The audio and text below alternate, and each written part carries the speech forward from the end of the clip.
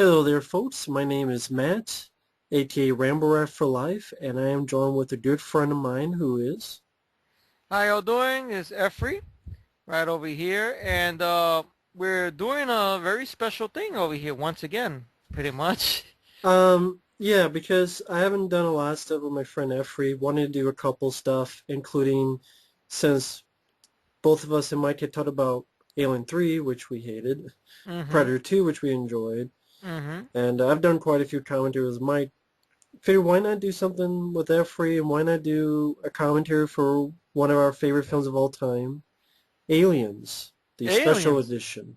Yeah, indeed. The 1991 extended cut, which is pretty much a very preferred edition or whatnot by Yeah, us and by a lot of fans. And I think the version that James Cameron really I think enjoys, the one that he wanted us to take in back in 1986, but due to Cineplex's time to run a movie on Showtimes, they couldn't have a movie that long in the theater back then, so some right. stuff had to be sacrificed. And then 1991, because the movie was a big hit on home video and in theaters, the summer of '86, he was able to get away with a VHS. I think was it a two VHS or one VHS tape extended cut, right? I can't remember how many VHS it was. There was a two. There was, I think I know Terminator 2. I think it was a two videotapes. I think for T2. I think that was a '93 edition. I think And also I think Laserdisc as well. Laserdisc, yeah, as well. Or as Mike Eh, would call it, Laserdiscs. Laserdiscs, yeah. The dick is a laser. Hey, good combination. Uh, but pretty much we'll get into it for folks out there, whether you have it on DVD or Blu-ray. For special edition, pop it in. Mhm. And we're right at the beginning at 0000000. I'll say 3, 2, 1, press play. And when I say press play, just press play. So 3, 2, 1, pressing play. Yeah, you got the 20th Century Fox emblem and stuff. Yeah. Yeah, when they used to make good movies. Yeah. Yeah, Used to. yeah. Sad to say they don't. Not anymore. Yeah. Now, basically, we have Pitch Black. Basically, good way to start the movie. Well, I mean, Brand it's Brandywine production. Yeah. no, I was saying this the opening titles actually when I was a kid was one of the only things that actually scared me. But why? Because I was 6, 7, 8 years old. The Which music I, by James Horner, just the creepy glow, it's like an evil version of Cocoon. yeah, yeah, Yeah. indeed. And it's just James Horner, Dimension, may he rest in peace. Yeah. One of my God bless favorites, him. one of my favorite scores. And just that creepy music and just that choir, oh, as the Yeah, eye pops out, yeah, or not the eye popping out, but the glow. It's like again, if Cocoon was evil, it's aliens. yeah, Oh, yeah. And great way. And ironically enough, I think I was around that same age when I first saw this film. Around so it was a 7 or 8, I believe. It was on. It was actually on a copied home videotape that somebody borrowed from my videotape my uncle borrowed from a friend of his or whatnot. On the VHS tape was the first film, this film, and The Fly. huh. So talk about a hell of a double feature. But I have never seen the first film. The first time I saw the first film was a couple of years after this film came out on cable. I saw the first Alien, which I know was 1990. That's the first time I seen the first film, which is a '79 film. It came out the year I was born. And this film here, I mean, I've always enjoyed watching it. It was the first film I got. My uncle had a copy from cable when he gave it on cable, and he had the surround sound system, the amplifier system in the house with a hi-fi stereo VHS. So believe it or not, this was the only film he had copied from cable that was a such good copy of it. It had the surround sound. So every time, like this opening scene right here, you see that the welding going through the door and the light is it actually with the speaker sounded awesome. Way before DVD. Yeah. It was cool and such. But yeah, I'm usually one of those types that you never remember how I first saw something, but obviously, like, I mean, when I was very, very early, of course, just again, 7, 8 years old, and for some reason the opening credits scared me. But this is one of those films I can watch anytime, any day. Hmm. Never gets boring. And James Cameron, this is when he was James Cameron, not Jimmy Tammy. Yeah, indeed. I think the 80s was really a good time for this guy, to be honest. I mean, he started out with The Terminator, which was a great introduction, and then he Yeah, followed it up with this film, yeah, and of course The Abyss, which I'm not the biggest fan of The Abyss. I know you love The Abyss. It's I do. okay. I respect The Abyss for the fact that with the effects they did, the early CGI effects and whatnot, it wasn't for that technology, we wouldn't have T2 Right. and whatnot. And I love T2.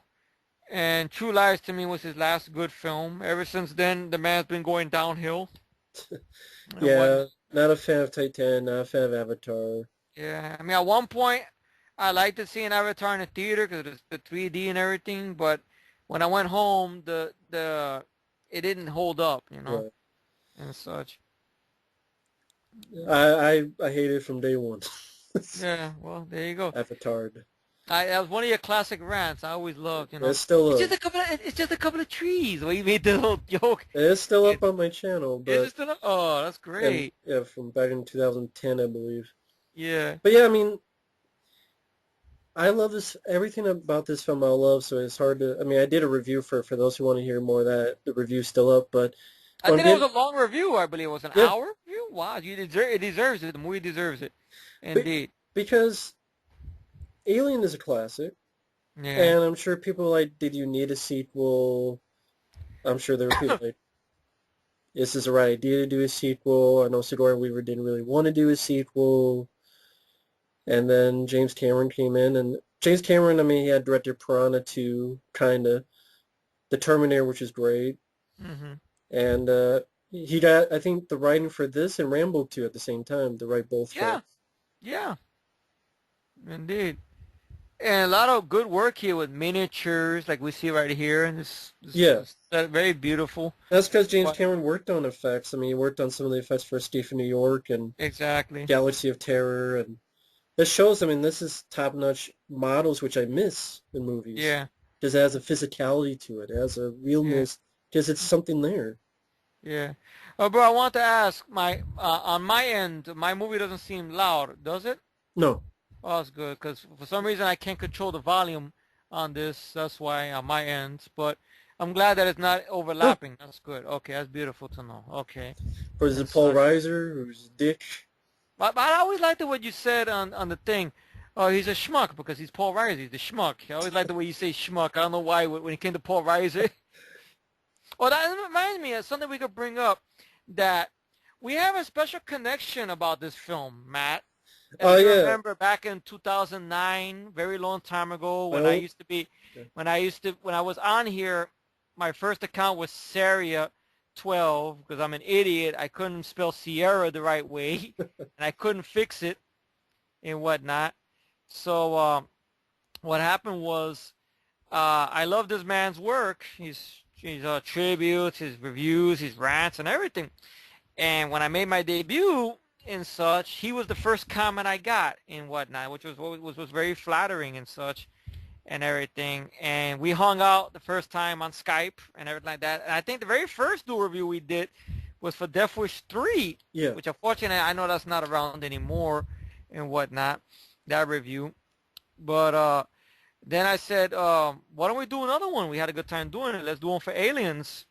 And the way it worked was strange because it was the fact that that You did. I You would both did videos separately. You sent me the video and I edited yeah. together, and Hmm. I've re-uploaded that, so that review is still on my channel. Yeah. I Thankfully re-uploaded it. it was nice to see that again. But I Yeah. mean, this scene here, I thought was really smart in the fact that everyone will always think about the chest burster, so let's get out of the way, Hmm. and then boom, we don't have to worry about it. Oh, it's going to be another chest burster? Well, you got it right here. Yeah. And I can imagine this must have been a great scene to experience in the theater, Yeah, really, I'm sure because people are like, what the fuck's going on? Is oh this no, Hostile too? they must be like, wow, they're killing her off early. So, And so it's, so it's what like about all Hostile the scenes? too. And like, wait a minute, what about all the fucking scenes we saw in the damn TV spots and trailers? It's a clone. Yeah, Which later you would see a clone. yeah. I mean, that's kind of a depressing thing. I don't know if we could Or touch on down the that road. down the road. Yeah, When we get to the finale or the end. The end credits probably will be long too. So. yes, maybe we could But touch yeah, on that. Paul Yeah, Reiser, if he's in it, it's because he's a schmuck. yeah, Or he 'cause I plays a remember. schmuck. Yeah, and such. What's funny about that, revisiting that dual review that we did, is that it's going to show you how time was such difference, between me and Matt's, because back then we were still new. I mean, he was the man, he's the main man now. I mean, but it's just that we were just so formal. If you think about it, which is strange because it was like, well, Rambo Ralph said this, and you're like, well, yeah, this guy, yes, Sierra said this, and like. Now we did it today. Be like, hey, Efree, hey, Matt. It's kind of not it's not so formal now. It's like, hey, bro, hey, But, but this you is know, one of the scenes added for the special edition. This whole yeah, sequence here, uh, let him know about her daughter, mhm, who died of old age. And yeah, I thought this was a scene that should have been kept in. Because yeah. it gives more to the character, especially for a relationship later with Newt. Newt. And also, really enough, this character daughter will appear in a video game called Alien Isolation. Oh, did you look into that? But I don't want to I tell you. So you watched were a looking into playthrough. how you think it is story wise? You think it could have worked for a film or nah? Sure, Yeah, yeah, that's cool. but I mean, when Yeah. people play the game, it's like playing a movie with the way games are nowadays. So, Mhm. but Mhm. what did you always think of this idea? I always thought it was a good idea to showcase the daughter. And do you think it should have been? It should have been kept in the film. It should have been kept in the film. I don't know why. At least this part could have been kept in. I don't know why they decided to admit it from the final film. You mean omitted? Omit it, yeah. I don't know why it was deleted from the final film. It would have been a good arc. What's funny about it, I saw the 1991 special edition, or at least the extended scenes. You know when I first saw it, which is very strange, on CBS 2 when they first Hmm. aired it on TV. Oh, okay. Sound like I've seen the movie multiple times on cable and on the VHS tape my uncle had with surround sound, and I'm like looking, I'm like, what are these scenes? Wait a minute, I don't Right. remember this in the movie. Where's this? Because at Wait times, a a lot of times on TV, they'll add deleted footage. Like I mean, like Cobra, they added. You were talking about to me those TV scenes, like the kid bringing in the the hands in the sever. box. Yeah, exactly. Yeah, So sometimes they add stuff for TV. I guess for time wise, yeah, to spiff out the running time maybe a little bit. Yeah, and is such. there a crew from the first film? Yeah, indeed. Wow. And Sigourney Weaver does a great job. I mean, she was nominated for an Oscar. And she deserved it. She deserved it. It's almost strange because this movie dominated pretty much the summer of '86. I mean, that's why another good film probably didn't get its due. Big Trouble in Little China, because it opened, I think, the same weekend as this movie, I think, or weekend before. I'm not sure. I know it was the summer, but I know in Big Trouble in China they didn't really do much for marketing either. Fox. Maybe that's why they didn't. They focused more into this one here and whatnot. So it made a shitload of money, got a lot of notice. It became the big movie that summer. I'm sure it dominated VHS sales or whatnot and everything. And I don't understand why the studio, when it came down to do a little bit of a follow-up, or when they talk about this film now, it seems like they have a grudge against this fucking film. I don't know why. It's like, God forbid, if you do something similar like this film, like a sequel that picks up where the first film left off, that makes it a little bit bigger. It's like you can't have it. It'll be like Aliens. Like, why is that a bad thing? It's like I don't get that sometimes. And there goes the cunt from The Office, basically. Yeah. Which every time I see him, makes you think of, for some reason, a studio exec, for some reason, and stuff like that. And that line I use all the time now. Did IQs just disappear when I was away? Yeah, The way people are nowadays. yeah. And he was talking with the stuff that has been reported a long time. Oh yeah, this girl, yeah. Yeah, play That's with the why I did my girls. review, because that's what she sounds like. Just Yeah. I punch her love in the what you face. I love what you say in the duel on the old school duel review how you said and she gets fucked in the ass, but not literally. That'd be a different movie. Or you, yeah. Yeah. But how do you feel about that? If you look back at that duel Well, review, real, you feel? real, real quickly, I got Oh sure. this one line of dialogue I really enjoy. All this bullshit you think it's important. You just kiss all that goodbye. He'll say a little bit. Yeah. God damn it. All this bullshit. Now that's how you should be at a studio meeting. You see? Yeah. Oh bullshit! Rebus, kiss all that goodbye. That's how you gotta do it in a studio meeting. But to answer your question, I don't know. I Really? As to why they feel that way, I don't know. Oh, okay. I thought on the thing about like I was gonna say about the do review. You know, like looking back in retrospective, like wow, we're so formal. Oh Now you yeah, look at us yeah. now, like right? You know what I'm saying? No, that's how I was hitting to But that. I didn't get back to the movie though. Okay, cool, no problem. Uh, Getting back to your question, I mean, But I why the don't. studio hates this movie? Yeah, Of course, this was added for a special edition. This whole putting charges on her and such. yeah. Makes you root for her a little bit more. Like, damn, you know, The she raw survived all deal, that shit. The bum deal, you know, just the bum rush. bum rush. Yeah. And with the cunt with the big nose, too. Yeah. I don't know if the studio really hates the film. It's just they always want to do something different for an alien film. Like Alien, the aliens, they always think that's the formula to do something different. Yeah. Because Aliens was such popular compared to Aliens, so they always want to do something different. Yeah. I mean, even look at Prometheus, that piece of shit. That's different from them. It's just, Yeah. Sucky. No.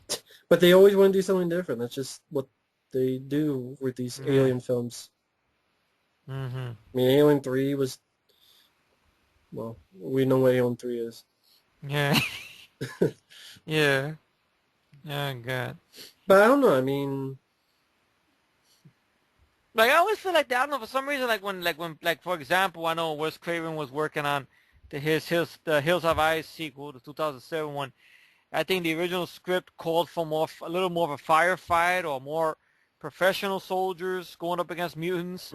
But then something happened, and I guess he mentioned something about, oh, they don't want to be like aliens, you know. So I get the sense that maybe they have somewhat of a prejudice against it. I don't know if it's the new people who running the studio now well, feel that do way, they have a maybe. prejudice or do they just not want to rip it off?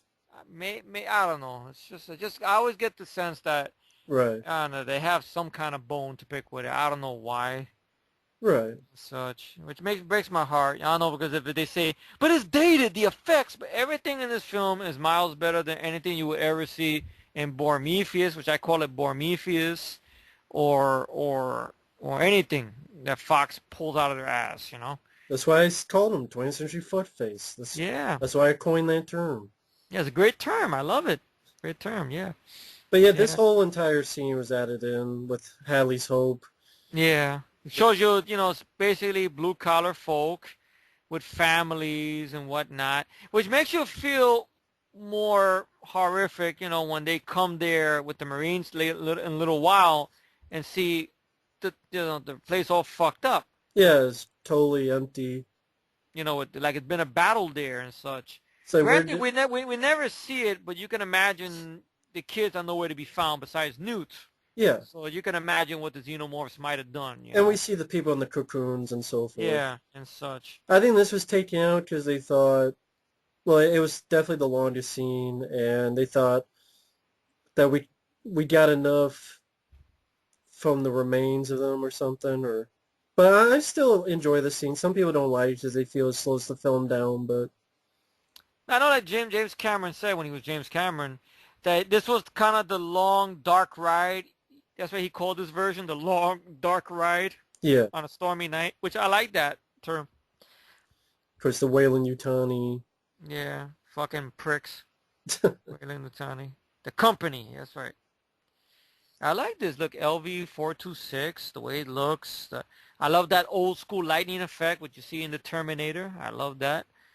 You I think know. that's done with probably animation, Yeah. which they don't use that nowadays. Animation. I don't know why. Yeah, bunch of stuck-up assholes. That's why they don't use it. Of course, we That's have G or bust. yeah, Oh, of course, we have the mom, Carrie dad, and Han. brother. Yeah, Carrie Han and her brother Christopher Han, Yeah, which I know they show up. I think on the deleted scenes or I think commentary. I'm not sure or whatnot. The DVD, which I don't know if they carried it over for the Blu-ray or whatnot. I know you got the I Blu-ray think so. Yeah, box set yeah, they do. and such. Yeah, and such. There goes the dialect ship, which looks better there. It doesn't look. It don't look like shit like the Prometheus did. Yeah, the derelict ship. Yeah, The derelict shit. Yeah. which that makes an appearance in that Alien Isolation game as well. Okay. I Oh, heard there's hardly no firefights in that game. It's mostly running and hiding, I yeah, believe. it's more stealth. Stealth, okay. I always remember the arcade game to this too. I played a video game on my uncle's Commodore 64 from back in the day, and what's strange about that, the opening titles on that one creeped me out than the one on the movie, believe it or not, because they had this very weird theme that sounded like something that would belong in a horror movie, though. And the way the aliens looked, though the graphics weren't up to snuff, for some reason it creeped me out. I don't know why. It looked. I mean, if I show you clips of it, or you see, showed it to me, it looks weird, and such, and everything. Everything like that. That was a Commodore 64 game. I remember my uncle had and such. You have the power loader fight in there, and one of those done through first person, but it was pretty cool. Hard part of the game to beat Huh. and whatnot and such.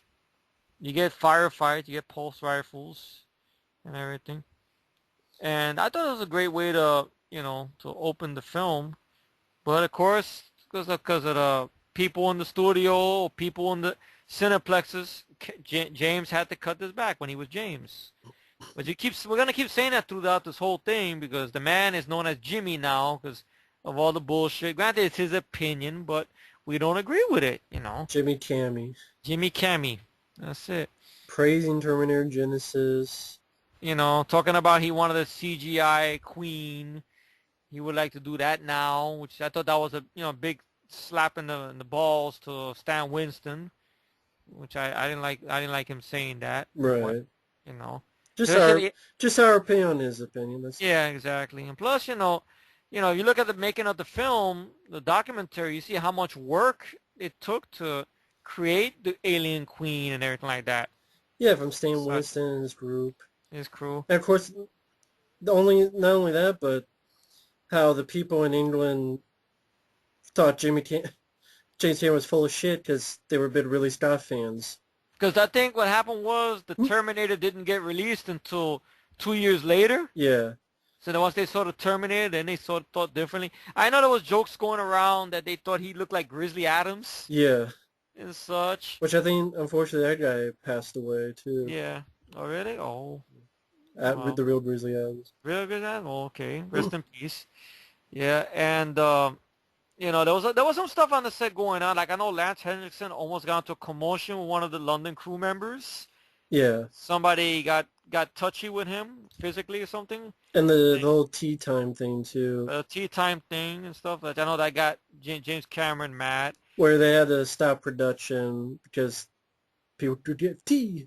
Yeah, and I know there was also a little thing about a DP got fired by James Cameron and Gail Ann Hurd because James Cameron wanted a scene lit a certain way and he didn't listen to James Cameron. He kept on contradicting him, so Right, Gail Ann Hurd had to come in and give him the axe. And so there was some problems behind the scenes, but the movie, you wouldn't know it if you look at the film. I mean, you can right, see movies we know of that have problems behind the scenes. You could see it. But learning about the problems behind the scenes, it doesn't hurt the film. Some movies, they hurt the film sometimes, some of them, right. and such, and everything. Of I course, know that, yeah, go yeah, ahead. go for it, bro. Sorry. I'll just say we also have here William Hope, Yeah. Was in Hellbound too. Hellraiser 2, yeah. And so, sad to say, he's not available for interviews on this film, so I don't know if he holds this film in somewhat regard or whatnot, and such. I know there was a very fun Q&A that was done in Canada. I think it was, I don't know, a year or two ago, where they had everybody there, including Paul Reiser, and lo and behold, Sigourney Weaver showed up, and it was very, very fun commentary. The guy who was moderating it is this nice guy named Garrett, I think, Wang, who everybody might remember him from Star Trek Voyager. And I think he had a good story of how he first saw this film at a young age in a movie theater. That how his father or mother took him to see it, and he loved the roller coaster ride this movie provided for him. And he still loved. He was like a real big. It was like a dream come true. He would say to talk to all those people there, and they got Carrie Henn there. Paul Reiser has a good story of how he went for the audition for this. At the time, he was a stand-up comedian. Nobody knew too much who he was. Yeah. And such. I think he had an acting coach. He had an acting coach there. A lot of the other cast members. Michael Biehn, it was his second time coming back to work with James Cameron after Terminator. Because it was James Remar. James Remar was Hicks. And depending, I guess, on what story you hear, that James Remar was playing Hicks like a heavy, kind of like the way he played him in... I think James Remar said later he had drug problems. Oh, really? Oh, That's the first why. time knowing that. Okay. Because I remember hearing this about James Remar. He had a bit of a drug problem, and it just that was when he was affected. Well, not affected. He was doing it, but that's why he had Michael Biehn real quick, like in a weekend. Wow. I think there's one shot from behind that it's James Remar, like when they're going into the facility. But this is a great part of her character, is that it gives validation to why she would go back. Yeah. It's to face her demons. Retribution, which is always, resolution, you could say, any of those terms. Revenge, in a way. Revenge. But also, to get back on the horse, you know. Yeah. Which I love that type of story. That's one of the reasons despite the problems behind the scenes, I really love H2O, because it's, it's retribution, it's revenge. Except it's not Michael Myers. It's just not Michael Myers, exactly, yeah. Well, you had to put that in there, okay. It's the truth. If I didn't, someone else would. I know. But still, to me, resurrection is dead. It doesn't exist. That's to me, you know. I agree. Everybody else, you know. Well, no one likes resurrection, so. Oh, really? Okay, that's nice. Okay, so and such, but I love those type of stories, you know, and such, and everything. And of course, I love this dialogue over here, which was used in a lot of trailers, I believe, or TV spots. Yeah, not to study, but to wipe them all out. Yeah. So what I like about Paul Reiser's character, because in the beginning, he seems like he wants to help. Yeah, he seems like a good guy. He seems like he wants to help. He's not like this guy that we had in Avatar, you know. Oh, come on, it's just a couple of trees, you know, that fucking guy, you know.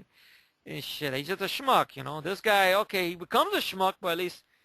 If you think about it, this cat is the luckiest cat because he's the only survivor. He's the sole survivor. That's it. He's the only survivor. Yeah, indeed. Well, to us, those other films don't exist, but exactly in quote reality, whatever that is, that cat's the sole survivor.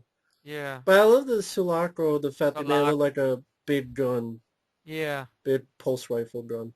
Well, how much you want to bet that's Hudson's locker? That one, yeah. I believe it. Bill Paxton would have that. Yeah, of course. There goes the pulse rifles and such. I know someone was telling me that this was just a remake of Alien. Someone told you this was a remake of Alien 1? Yeah. Just like you have this scene where it's setting up slowly and people waking up. You have the alien that gets out of the airlock. You have Ripley going back to save someone like a cat or Newt or... I would say it's almost like the first film, but like every sequel is, if you think about it, it's always throwing a little reminder, a little callback. But it has enough of its own identity, its own tone, its own personality. The characters are definitely different. I know there was talks it'd be more of an action film. Exactly, the action version. I know there was talks originally about that. Lance Henriksen was another guy who worked with James Cameron a lot. Yeah, he started in Piranha 2. Piranha, well, that... He did, but... And he was also in The Terminator. In The Terminator, and then and such. And I know he was supposed to be the Terminator, but that didn't work out. Yeah, and then O.J. Simpson, and then Arnold. And Arnold, of course. And I don't know because Lance Henriksen went method when he scared some producers or whatnot or distributors when he went in there and Yeah, character and such. I always wonder if he got him to be Bishop to make up for the fact that he couldn't be the Terminator. As I always wondered, you know. maybe. Yeah. I think this was done like With this. mirrors Yeah, mirrors. to make it look like it's more people, but it's not Yeah, really. It says, well done. Well done. but I know there's a scene that there was talks of the might do of Bishop just walking around since he doesn't sleep in there Yeah, yeah. during that scene. I was about to mention that. Yeah, yeah. Which they sort of did in Prometheus. Yeah, Michael Fassbender. Fassbender. Yeah. There goes. We have what's that? Mark Ralston. Mark Ralston. Yeah, you Ralston. look just like I feel. Great dialogue here. Of course, Al Matthews, who was the real deal. Yeah, Vietnam vet. And of course, Mr. Bill Paxton. or Michael Biehn first, and then Bill Michael Biehn, of Paxton. course. Michael Biehn, of course. Now I know Michael B came into the production a little late, which I know he was thankful for because the cast, at least some of the members here, had to go through boot camp. Yeah, it was led by Sergeant Al Matthews. Yeah, and I know Al Matthews. I heard there was a story that somebody pulled one of the pop guns on him, joking around, and he flipped on somebody. Yeah, look into my eye. Yeah, and such. I think that's Frost. Yeah, Frost. I hate Oh, this. the one doing the chin-ups, that's Vasquez, of course. Yeah, Jeanette Goldstein. Jeanette Goldstein, which I know when she went for the audition, they were not too sure about her because she was blue-eyed, red hair, freckled cheeks, but she went through this transformation, and lo and behold, she won them over. You ever get mistaken for a man? No, have you? Well, what you I, fucking do? I've I'm seen this film impressed. multiple times. I never noticed it right now. I was watching it right now. Hudson's tattoo around his neck. Oh yeah. Right? Maybe because of Blu-ray we notice it or Yeah, there's a something. lot of little things. I mean, even like Yeah. Mark Wolston's chicken bones. Yeah. That's just too bad. Yeah. Just too bad. Yeah. And of course we're gonna get to a fun sequence right here with Hudson and Bishop. Yeah. Which I think this was in a spur of the moment type of thing, because I think James Cameron realized that Lance Henriksen could actually do this, which is a creepy moment. So I can imagine Bill Paxton must have been really scared and such. Even though, in essence, if you think about it, did Hudson really deserve that kind of prank? But the whole thing of Bishop, I guess that was the whole thing to test out that Bishop would not hurt any human. Yeah, that's why he puts his hand over Bill's. Yeah. That even if the knife came down, it wouldn't cut Hudson. It would cut himself. Yeah. Bishop. You see. Just one of the best casts. Yeah, indeed. It really is. Yeah. Hey, not me, man. Yeah, you. Come on, Bishop. Hey, come on, cut out, man. I mean, come on. I love that. Some of the cast members actually looking and laughing.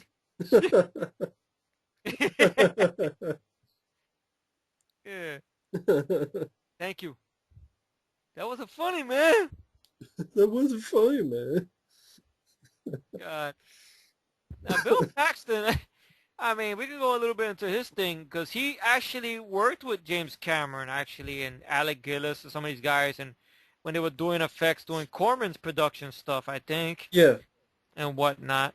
So I would say out of everybody else, he's probably the one that Jimmy is probably the most loyal to because he's worked with him there and whatnot. Because I think Bill Paxton tells a funny story how he took James Cameron to go see Evil Dead 2. Yeah. Whatnot. And such. Because, yeah, Bill, I think, told that to Sam Raimi and during The Simple Plan. Yeah, and such. So he went to go see that together with him. I know Lance Henriksen, he tells a funny story about how, I wasn't his friend yet before I got Aliens. Once I got Aliens, I became his friend. Then he let me look at the script and play with some stuff and everything like that. And sort of with Michael Biehn as well. So he had some camaraderie with these certain actors because those are the ones that whenever they ask them questions about him being an asshole, they're quick to defend him. Right. So that goes to show you that somewhat, and stuff like that. Yeah. Somewhat loyalty there and such. I know originally there was a thing about that. You don't like the It's, cornbread. yeah, you didn't like cornbread? Yeah, I know there was something about how originally the bishop character was gonna have these special eye pupils made, Yeah. but I think they tested it on a one of the takes, but James Cameron said no or something, and Lance Henriksen was a little bit down about that and something because I guess he doubted his own appearance because of whatnot. Because I know they joke about that, that Lance Henriksen looks like a guy who could probably be a serial killer or something, something like that. That they doubt that he don't doubt his own appearance and such. And such. On the video game I played in Commodore, they have this whole scene reenacted, but it's with little bubble clouds. So Oh, okay. every time they go to that thing, Hudson, sir, he says, I would always laugh because that was in the video game. Stuff. It's very detailed, very old school video gaming and stuff, and everything. And the DVD has a fun commentary track with Michael Biehn, Jeanette Goldstein, Bill Paxton, Lance Henriksen. It's intercut with some other people, but them together in the whole room was just a fun one. Yeah. Because I know Bill Paxton makes fun of the fact that to Michael Biehn, he goes, you get to play the cool guy, man. I'm the guy scared and everything like that. But then Lance Henriksen, Jenny goes to them, but people loved you in the movie. What are you talking about? And stuff and everything. And I know this is Or supposed to it's be like, like, I can't do that. Cut into my drinking time. yeah, right? Yeah, and such. It's See, fun. but here's the thing, like, they said it's another bug hunt. I want to see the other bug hunts these guys were in. Yeah, What were the other bug hunts before this movie? that's true. I want to see like an alternate I universe would where have you seen see that. all the other battles they faced, I would have seen that more than Alien 3. Yeah, Like they're doing with all the Star Wars movies now, like doing that prequel Rogue One, and yeah, just do that. Call it Colonial Marines. yeah, indeed. Have it released at 89 or 90 Yeah, that's true. or 88. Well, hell, we could even later on touch on the William Gibson idea, which would have been epic. Yeah. Until some asshole, whatever. Nah, it's too much like the second movie. Nah. The schmuck. How do I get out of this chicken shit outfit? You should hear that shit, Hudson. In a strange way, I sort of kind of like feel a little sorry for Gorman a little bit. Because he's the greenhorn, big guy here. He's never really been on a big mission. Everything's simulated. And he's a young guy, so naturally he's got to accept his authority a little bit more amongst these unit Right. and such. Kind of like thing that was happening in Vietnam. You had these young platoon leaders and, trying to get the respect of the men that's seen more blood and guts Yeah. and such and everything. So that would make me feel a little bit bad for the guy a little bit and such. Because he's trying to do everything by his training, but sometimes the manual doesn't work. So and such. Just once again, I mean, great story with James Horner, Indeed. which I know he had a tough time and stress time working on this. Him and Mhm. Jim Cameron didn't get along. Like he didn't Yeah. get to see the movie till way, way late. Yeah. But then they came back together on Titanic and Avatar Yeah. because James Cameron liked his work on Braveheart. Yeah. But these power loaders, it's just a cool idea. It's actual suit, Yeah. actual mechanism, no CGI. Which you would see in Matrix Revolutions and then stolen for Avatar. Yeah. Well, they did a similar suit like that, though it was a little shorter for another film that's another sci-fi classic in the making, in my humble opinion, Edge of Tomorrow. Yeah. Well, at least to us. Yeah. I mean, I know that's the one that gets a lot of hate. Wow. I mean, it's real nice to watch this film in HD because you really see, a little more. I know sometimes we're not the biggest Blu-ray guys to notice grains and features and whatnot, but you see the actors' face, how fresh-faced they looked or how young they looked. Strangely saying that. You know what I mean? Right. Especially Michael Biehn, wow, and such, and everything. I mean, the guy is an underrated actor. It's sad to say he hasn't done much lately or whatnot. I know his main thing now, he wants to try to do his own type of films or whatnot, Right. I guess, and such. But he's proud of this film. I mean, granted, he's done some other films and such. Yeah. But he loves the Dwayne Hicks character as much as he loves Kyle Reese or Johnny Ringo, from Tombstone or and many other characters he's played and such. Yeah. But, you know, but the whole thing with Michael Biehn is that he came into production late, and he was thankful that he came late because the camp, everybody went through boot camp, and he didn't want to really go through that thing. Right. Like, I'm an actor. I gotta learn how to salute, learn how to march. Why? I'm an actor. I can act. I can act it and such. You know, I encourage anybody if they were there in person or whatnot, or if they were to see it on YouTube, the Aliens Q&A that they had a few years ago, the one that was done in Canada that has Sigourney Weaver in it. It's a very, very fun Q&A because you get a lot of everybody from the film. You get Mark Ralston, Rico Ross, Paul Reiser, of course, Michael Biehn, Bill Paxton, Yeah, you Gary mentioned that, Hint. right? I'm sorry, yeah, all those guys here. And you hear a lot of funny stories about the film or whatnot and everything, especially with Rico Ross and Mark Ralston, how they shared a hotel room together. And since everybody was pumping iron for their characters or whatnot and everything and shit, and how, they were showing off in front of the mirror. Another funny story they were talking about there. Strutting or whatnot. no. See, I knew it. It's his locker. I knew it. I knew it. Yeah. Oh man. Classic scene, classic movie. I know the original piece of music that was supposed to play, I think in this scene or in the scene where the dropship drops Yeah, down the was gonna be elevator hill going down. that was gonna be a piece of music from James Cameron. I mean not James Cameron, so James Horner. Wrong James. James Horner. Yeah, that you hear in Combat drop. the trailer to the Running Man. Yeah, it's a beautiful piece of music. Da, da, da, da, da. Yeah. I wish there was some way you could put that piece of score back into the scene, but it'd be hard to do because you have to eliminate the dialogue. That's the only thing Yeah. and such. That's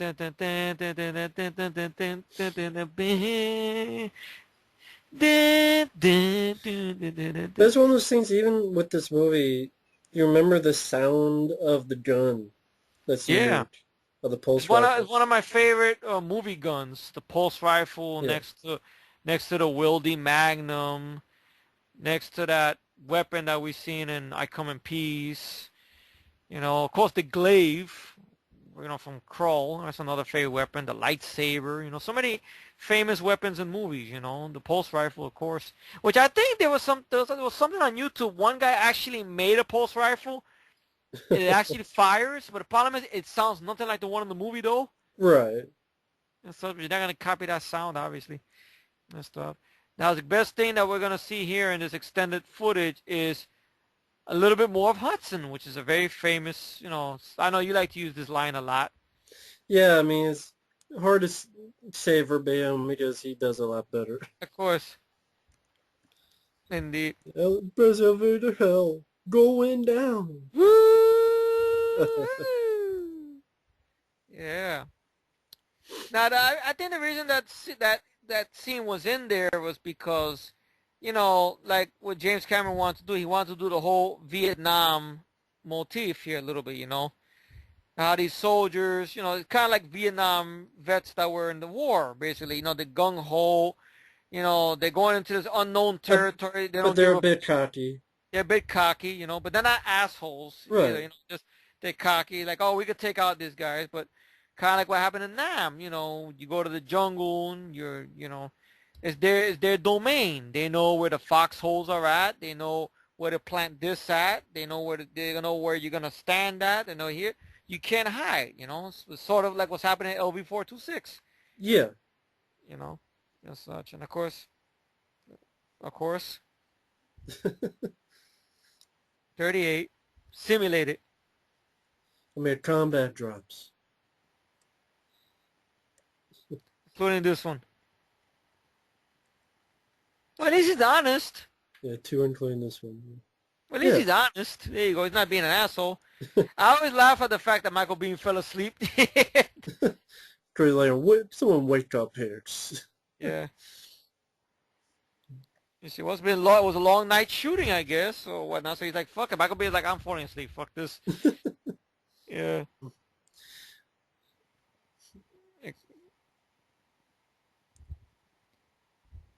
Well, you should listen to Ross. He was right. He had a bad feeling about the drop. We should listen to Frost. They listen to the black man. You see, that's what happens. You see? And he died. Yeah. In a fucked up way, too, by friendly fire, sort of speak, you know. Great. I kind of like this bang. Boom. All right, yeah. He bangs it back on. Okay, here we go. I am the ultimate badass. You do not want to fuck with me. Hey, Ripley, don't worry. Me and my squad of badasses will protect you. We got targeting particle beam failings. For I have to say with this puppy. We got tackle smart missiles. We got ball breakers. We got nukes, knives, sharp sticks. He does a lot better than me, though. Yeah. Yeah.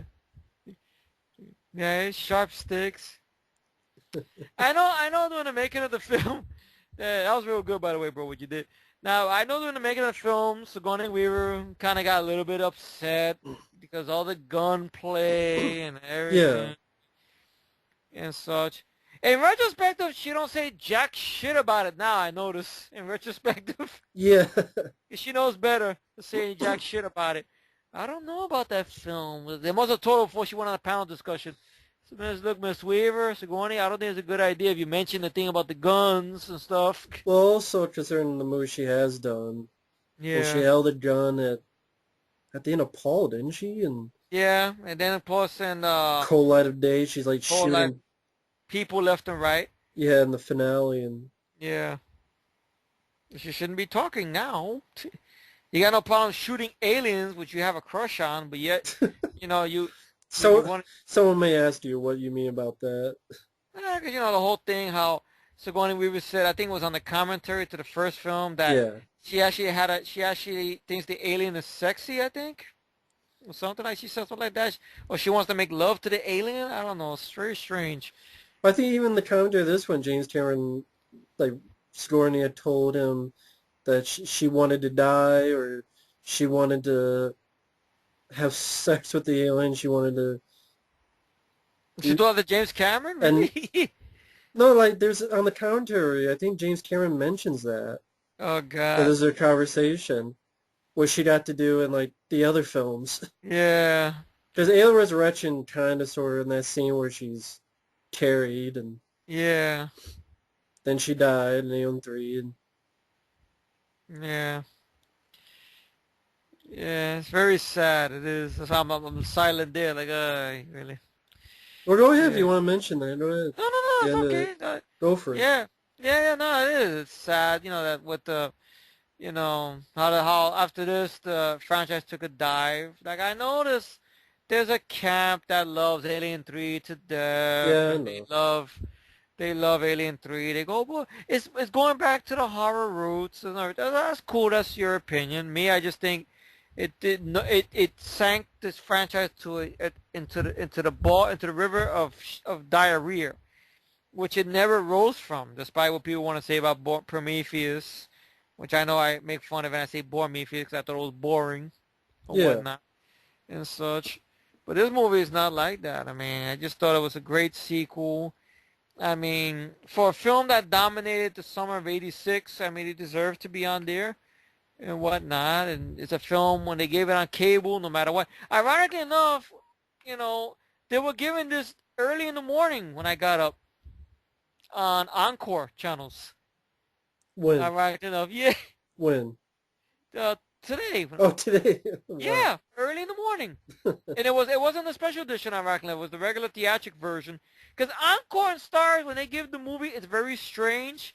Because when they show it in HD on the Stars channel, it's the extended edition. Like, we won't watch it now, right? Yeah. But when they show it on the Encore Classics or Encore Action, which are in standard definition, it's the theatric version. So it's very weird for some reason. I look at the remains of this once peaceful station. Yeah. Well, I think now we can get into the other scripts. You were talking about Yeah, William Gibson afterward. yeah, You can go yeah. for it. Oh Because this is man. them pretty much searching. I will say before that, great set. They Yeah. really, with the acid marks and burns and, Like a fucking firefight went down here. Really, you could yeah. just tell. And you just think back at that scene that was just inserted in, like all those people that have been killed by the xenomorphs and whatnot. And yeah, I just love the tech and even the smart guns and stuff. Just really Yeah. cool. Which that was a camera gear, part of Yeah. a camera thing that they made or whatnot, which Yeah. they did a creative job with it. Yeah, the thing that Vasquez says, yeah. Yeah. But yeah, go ahead with the... Yeah. With William Gibson's script, he wanted to do a spot-on sequel that I think would have been a worthy sequel to this film, involving, what was it, 4 or 5 firefights? At least, yeah. And, okay, you would not have Sigourney Weaver in it, fine. I mean, she was not killed off. Her ship, I guess. I remember, I think Mike found I think the, she the, got into a coma because she didn't want to do another one. They yeah, said, so they, we'll put her in a coma in case she wants to do the one after. yeah, to at least give it some leeway there. Yeah. And such, but she was in a coma, and the film would take over to Michael Bihn's character, Corporal Dwayne Hicks, Yeah.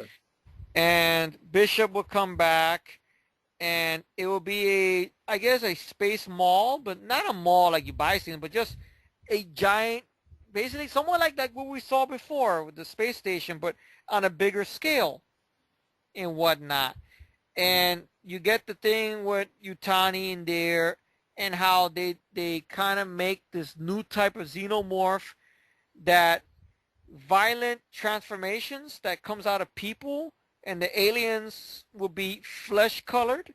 Would you see a little bit in that fucking bullshit in Alien Resurrection in the tubes and whatnot. And you will Oh, see the Alien King and involve a zero-G battle with Bishop going on with the Alien King and Hicks and some other characters. And then it ends basically with them going to the alien home planet. Oh yeah, Newt lives in the William Gibson script yeah, she's like home or on Earth or something like that. on Earth or something, which I loved. When I read the script, I felt like a movie playing in my head when I read that script, really. Hmm. And I almost my eyes got a little watery because I got really emotional because I was like, she's alive, really, and shit. And then I think back of that horrific horrible Right. autopsy scene, which I fucking hated and whatnot. Yeah, I mean, I would love to have seen that. And of course, that whole, I don't think it's going to get made now, but that Alien 5 that guy kept talking about. Oh yeah, what's his name? Neil Neil Blomkamp. Neil Blomkamp. Yeah, but the man, man's a hack. I mean, he got lucky with District 9, but Elysium was a piece of shit. I think he didn't direct. It's just, don't let him write. Maybe that's one of those directors you could do that with. It's kind of like that guy, Nicholas Winding Refn, who did Drive, with Ryan Gosling. He could direct. Don't let him write anything. Don't let him write. That's it. Because we like Drive, but just not the other movies. Yeah. I mean, yeah, of course, Drive and Only God Forgives, but we don't, That's the one we didn't care for that. And I was very disappointed with that one, really. Because the fucking trailer lied. Stop screwing around. I always thought it would have been, I like the spit down there, but I thought it would have been more funnier if he was pissing in the hole, though. That's what I was thinking. Nah, I wouldn't gone for that. Yeah, I That don't know, would it'd have be been kind too of bad. much. That'd be That too probably would have been, much. that would have been maybe a little bit more in bad taste. People would Yeah, think, wait a minute, that could be somebody's body there. that'd be too much. The spin Yeah, works. yeah. But yeah, I mean, there were other strips, I know, for Alien 3. I know those are wood planets and such, and which I sound like a stupid idea. The aliens got acid for blood. Won't they burn the fucking planet? Will they bleed? Yeah. I know, right? I think the guy who would go on direct What Dreams May Come was the original director of Alien 3, so. Oh, Vincent Ward, right? Yeah, that was his That guy, script. That was one he got fucked with, I think. They fucked with him, I think. Yeah, because they said yes and then changed everything Hmm. after we said yes. Yeah. And we can give a big fuck you to Joe Roth. He was one of the producers behind Alien 3, who said some kind of statement about, oh, we could piss on a wall and whatever, and fans wouldn't know the difference. Well, we noticed. I noticed. You noticed. So Yeah, I shows you. noticed. Yeah. I like this little scene right here. Which this was put back into special edition. Yeah, which I like this scene here. This hesitancy of going back into the fire. Yeah, which I like that. And See, so, this is a sequel that added more to the character as well. It didn't just yeah, do nothing. yeah, which is sad to say a lot of sequels do that. With exception to a film that took notes from this in the right way, this film called The Collection. Right. Because I think you read an interview somewhere or you saw something somewhere that the director said something about, the writer for The Collection, I think they said something about they were big fans of aliens. Yeah. So they wanted to sort of incorporate that, which I see a lot of that in that film, you see. And thankfully, no studio head didn't get mad. But don't rip off aliens! I was like, fuck it. We just took a little scene. Relax. Please. And such. But once again, a very good tense moment here. And such. Them searching, not knowing what's going to pop out or whatnot. And such. Like James Cameron said, the long, rainy day drive, I think. I think that's what he calls it. Something like that. The long road, I guess. Hmm. And such. And it really works. And such. God. I love the damage those weapons, those guns do too. As you see, like when Alien, which I know they did a lot of tricks when we get to the firefight that happens here, how they blew up, a puppet or whatnot. And then the way they edited it, it looks like it's a bunch of aliens, but actually all they had was, 6 or 8 suits? Right. But the way they edited it really works. And such. I kind of like what Stan Winston did here with the face huggers. He gave them a little bit more life to them. As opposed to what the effects people did in the first film, which is not a bad thing, but I guess with the makeup effects and puppetry and such and everything. Yeah. Hey, be careful, Bert. Yeah. Seems I had Yeah. love at first Love sight at to first me. sight to me. Yeah. Yes. But yeah, I mean, Lived Gibson Strip would have been really interesting. It's just Alien 3 is an insult to this film, so that's It why I is. can kiss my ass. Yeah. And thankfully enough, Alien 3, I don't think, like other sequels we've seen in the past, bad ones, sometimes they hurt the previous film. I think Aliens is better than that. Aliens could stand up to the bullshit of Alien Resurrection and Alien 3 in my humble opinion. Yeah, Because even if you, like me, when I came into this film, when I first saw it, I never saw the first Alien film, believe it or not, until a couple of years down the road. right. And it stands alone. Imagine that, a sequel that's strong enough to become its own film to stand on its own 2 fucking feet. Yeah, it does. Yeah, I mean, this is a great template for that, and such. And that's another thing. It's not wall-to-wall action, but at the same time, to me, it's one of the best out there because it does it the right way. Yeah, Because everything else is top-notch. The sets and effects are top-notch. The cast is fantastic. The dialogue is memorable. yeah, The indeed. the villains are... Some people are like, oh, it's not scary. Well, it wasn't really meant to be that. It's kind of like Texas Chainsaw Massacre. You did it scary. You got... What more can you go? Yeah, So, you gotta either progress it or try to copy it, and so you gotta take a chance, and this is what James Cameron did. He took a chance, to make a It's, uh, thrilling action film, then... yeah, exactly. In a sense, a war film, sort of, in a sense. Yeah, It's just in space, it's sci-fi, in a sense. Assault on LV-426. Dun, dun, Bum dun, ba dun. da bum bum. Bum ba ba ba bum. And Bum ba da da dum. Yeah, go for it, bro. Yeah. no, I mean, even with but the fact it's not one will action, when it's there, it works very well. It's Indeed. handled very well. It's not confusing. You like these characters, or I'll speak more for myself. I like these characters a lot. Yeah, yeah. I like them. You speak for me too. I like these characters a lot. Indeed.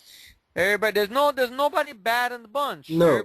Everybody's pretty good. That's rare, very rare, Yeah. and such, and everything. Very rare. And I remember And, Hicks. I remember Hudson. I remember Bishop. yeah, I Carrie remember Hinn. I remember of course Newt. I remember uh, Apone. Frost, Yeah. Vasquez. Apone, Vasquez. Spunkmeyer. Yeah. We see a little later on and such. I forgot the name of the girl who's flying them, but I know I remember her and stuff and such. Yeah. And I don't know if Carrie Hinn did anything after this. I don't think she did. I know there was some stuff like when they were interviewing her or when she did the panel discussion that she said something about it was kind of hard, like when she was going through the teenage life, everybody kept kind of like heckling her a little bit about this movie or whatnot and such. Hmm. Until when she got to college, then she seen some positive people about the film or whatnot, and they approached her about it, and she became a school teacher and such, and everything like that. Grew up to be a good-looking woman and whatnot, Yeah. and she did the panel discussion and such. Tells good stories about her and Sigourney Weaver, how they were close to in the making of the film and whatnot and such. And I just really wish that Sigourney Weaver would have been a little bit more of a team player when it came to the follow-ups or whatnot. It just seemed like I don't know, it's like she figured, kill me off, kill me off, kill me off. Like, I don't think at the time maybe she understood how big these films were to people. Hmm. Maybe that's what it was. She didn't understand that and such. Maybe that's why when she went to the panel discussion, she was I think still amazed, like, wow, these people know this movie really and such. And nobody dared, had the balls to ask that question. Why did you go the direction you went with Alien 3? You know what? Nobody dared to ask that. I guess they didn't want to destroy the mood of the evening, which I can understand that. But God, nobody dared. God. Ugh. Even when you had Ron Perlman's appearance on the panel discussion, and he goes, "Oh, I sort of messed up." No, you didn't, Ron Perlman. You didn't do nothing. Sigourney Weaver did it. You were the best part of Alien Resurrection. What are you talking about? It was funny to see Danny Glover make an appearance there to Bill Paxton. Hey, Bill, I'm gonna ask you a question. You don't think you're getting too old for this shit? That was fun. Because he had worked with Danny Glover on Predator 2 and whatnot. But that's a great little scene right here she has with Carrie Henn here. And there's a girl who didn't have a lot of acting chops, believe it or not. No. And she did pretty good. And actually, James Cameron was not an asshole to her, ironically enough. It seems like with children, he's a little more lenient. Even I heard about a story like when he was on the set of Titanic, there was some child that was there and whatnot, and she had trouble remembering lines, and he made everybody stop so she could remember her lines and whatnot. So somehow he has his nice days, I guess. Sometimes, I guess like everybody else. Yeah. Some accolades the film got. Well, yeah. Time magazine called it the best film of 1986. Agreed. In 2007, Entertainment Weekly said it was the second best action movie behind Die Hard. I can see that. And Rotten Tomatoes analysis is the top 100 sci-fi films. Aliens ranked at number 10. Wow. Bravo's 100 Scariest Movie Moments, they got number 35. Yeah, that's right. The scene with the face huggers. Yeah. I believe.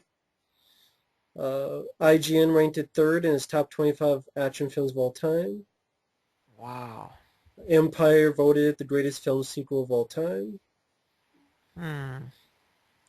And at the time, it was nominated for 7 Academy Awards, including Best Music, Sound, Film Editing, and Art Direction / Set Decoration.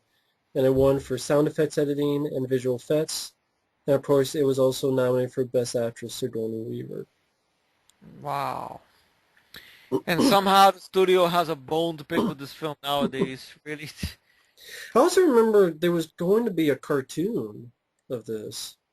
But I do remember seeing action Yeah, figures because at I one have I point. have some of those, and there's like a little comic book with each action figure that told one story.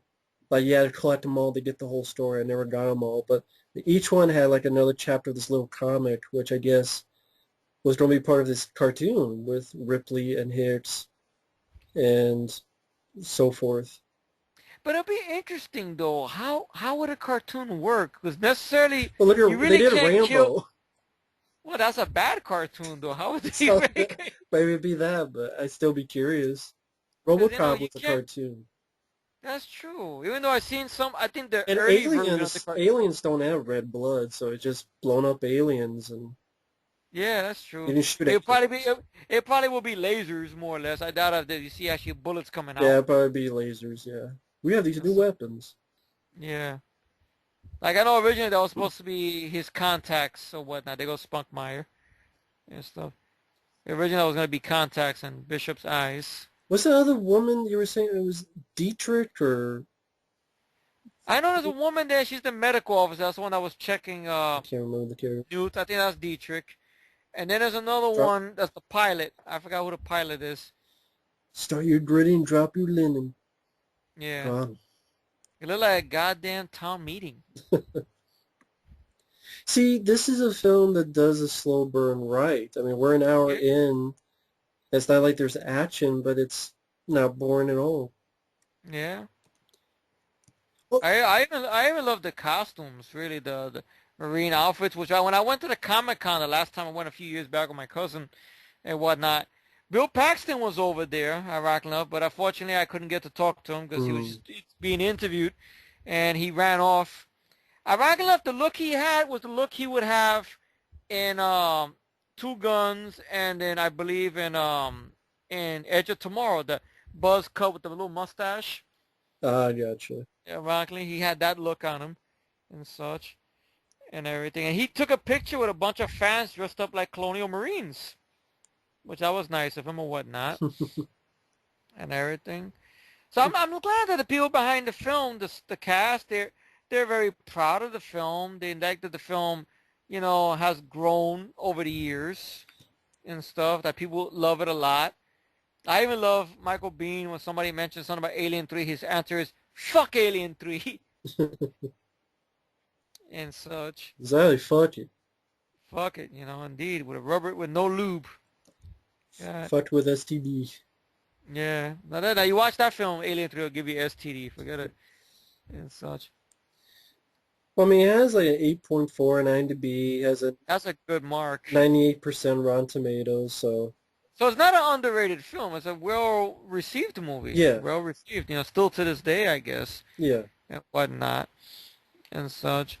Maybe there might be, like every film, I mean, there is a majority that probably thinks it's overrated or this and that and that, and this, which that's okay. Well, To I each would his call it own. majority, but I mean, there's probably like a minority, every minority, film has a fan and a a hater. Yeah, non-fan. yeah. I think the right word is minority. I think that's the right word I was thinking about. Oh, Yeah, and such and everything. But I like this whole scene right here. How the she's coolants. You yeah, can't fire because it'll blow everything up, I guess. This yeah, idea.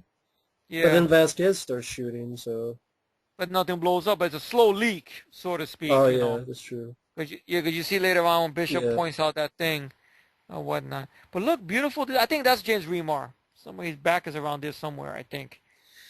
I thought it was the scene when they were coming into the. Was it that, or was it the scene when they were getting into it in the first place? I'm not sure I don't which. know. So I think his back was somewhere there or something. I don't Might have know. been, yeah. Or maybe he's one of the guys that get blown up. I don't know. In the scene where the ammunition caught fire. I think. No, I it don't would know. have been. He would have been playing Hicks, so it would have been like somewhere in the back, but it was like one or two scenes. Yeah. Well, I never knew he had a drug problem. Wow. Yeah. Learn something new every day. I thought it was because the fact that he was playing Hicks like the way he played Ajax and the Warriors. So more of a heavy, I thought maybe they were worried about the way he was playing it, maybe, I don't know, and such. No, I think because he was, yeah, drug problem. Wow. I know, like, Michael Biehn made fun of the fact that on the armor, for some reason or another, there's a picture of a heart on it. That why would why would he have a heart on the armor and stuff? Like a little tattoo that the armor had there. I know Frost has one there, but you know Hicks has it there, like little armor with on his body armor is a picture of a heart Yeah. and stuff like that. I think, It's, yeah, and I think you're right. It probably was like when they were entering the hive. That's when the shot was. it was a back shot, I think. Yeah. Such. Which that's kind of a fucked up thing if you think about it. I mean, the thing right over here that they can't be doing any fire in there. Yeah. They're going in the belly of the beast. Is shit. I mean, what else are they supposed to do? Hmm. That's why I'm glad that okay, that Hicks has his weapon there for close encounters. Yeah. Yeah, here's a little bit from the interview with James Remar. I had a terrible drug problem, but I got through it. I had a great career in personal life and messed up with a terrible drug habit. I was initially cast, and I was fired after a couple weeks of filming because I got busted for possession of drugs. Wow. And then later on, getting fired alienated me from Walter Hill for 12 years. He didn't hire me again for 12 years, and I know why, because I made him look bad. It was fucked up. Wow. So that's probably why I hired is Walter Hill. I did in Warriors. He worked with him in Warriors in 48 hours, of Yeah. course. So it's like made Wow. him look bad. Because Walter Hill was one of the big producers behind Yeah. this and such, of course. Of course, Vasquez Yeah. stealing the ammo. Fuck this Yeah. shit Yeah. with her Pendejos. Bunch of pendejos, with her she probably say. with her butt buddy. Yeah. Well, he gave the black man all the ammo to hold. Wow. How convenient. For close encounters. Yeah. I heard that. Why don't all of Yeah. them have a shotgun? That's true. That's Just in true. case. Or Yeah. although I'm Even though wondering, even though the shotgun really has only what 5 or 6 shots, so that size yeah. shotgun, and such. Although, But you want? no, I was like, if they don't have bullets, what's the point of holding the smart gun? What she don't do with it? Yeah, that's true. It's kind of one thing. I'm like, well, what are they going to use? Yeah, harsh language. There you go. Fuck Oh you. no, I think they said flame units only. I think that's what they Yeah, said. yeah. Flame units only. Basically regular ammunition, but nothing too But powerful, I they can guess. use flamethrower. That's what it was, I Okay. believe. All right. Even though I No think grenades. Rico Ross's character has a little pistol, which even in the video game, the pistol did jack Yeah. shit Well, even to later the on alien. when Gorman is using, you could tell it's not using anything before he The dies only with time Vasquez. it worked, Vasquez used it because she did it point blank, Yeah. right in the motherfucker's face. Though it's self-sacrifice in a way because of acid. Yeah. I always liked that fact that he picks up the remains of that whatever the fuck that was with the shotgun and The throws face it down. hugger. Yeah, That was the remain of a face hugger. yeah. It's a great little build up to the scene of the fire of the shitstorm that's about to start. You know, once again, Vietnam, Yeah. Vietnam. You know. And quiet feelings like Stay Frosty or Short Control Bursts, you see a lot of movies like Dog Dog Soldiers. Soldier, yeah. Which again, that was another one that took inspiration from Aliens, Of course. but with werewolves. Yeah. That was a good film. Yeah. Another thing I could bring up. Sure. I wanted the James Cameron version of Jurassic Park. That's right. I want the nastier version with T-Rexes getting shot in the face with a pulse rifle. That's right. With grenade launchers and power loaders fighting T-Rexes. Yes. Well, I mean, Me. you got that with Carnosaur too, because that's pretty much aliens but with dinosaurs. Yeah, that's true. I mean, low budget though. Yeah, that's true. Even Carnosaur 3 to a point. Yeah. I always thought it was a great moment right over here. Like the look on Ripley's face. You could just see the flashback images from the first film going in through her mind, Yeah, and her nightmares as well. in her nightmares. I like the little scene where you hear the noise going on Yeah, from all the aliens. Like, oh shit. and just the walls just also moving. Yeah, you hear that. Like, they fucking, that they hear that shit. Uh-oh. Like the ECW crowd, you fucked up. You fucked up. Yeah, that's it. Now it's time to pay. That's it. Let the battle begin. And I think they had, what, like 6, 7 guys only? Yeah. But they made Yeah, but the like way, dozens, yeah, which I love that edit. hundreds. I love that. Well, like hundreds, but it's only like 6, 7 guys. I love that. I love it. Very simplicity, very easy to do. Yeah. Just with editing. That's all it takes, just editing.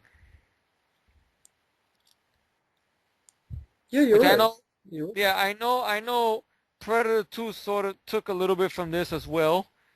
Sort of. The scene with Gary Busey and his team going in and how Danny Glover tells Adam Baldwin, pull your team out, get them out of there. Right before shit hits the fan. At least those I, guys deserve it. well, that's true for being stupid. Yeah, of So, course. Not as in the these people don't deserve it though.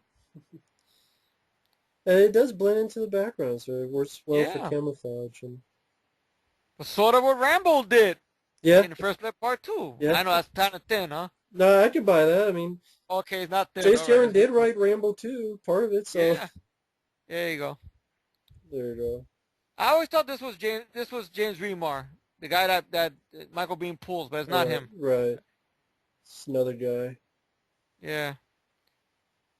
I always liked that it has the lifelines of Yeah. the people, so you can see who's dying. Which they They stole for just got, Jurassic World. I was about to ask you that. I was about to ask you Jurassic that. World stole this scene in In a shitty shitty version. way. Yeah, this whole scene with the flatlines, yep.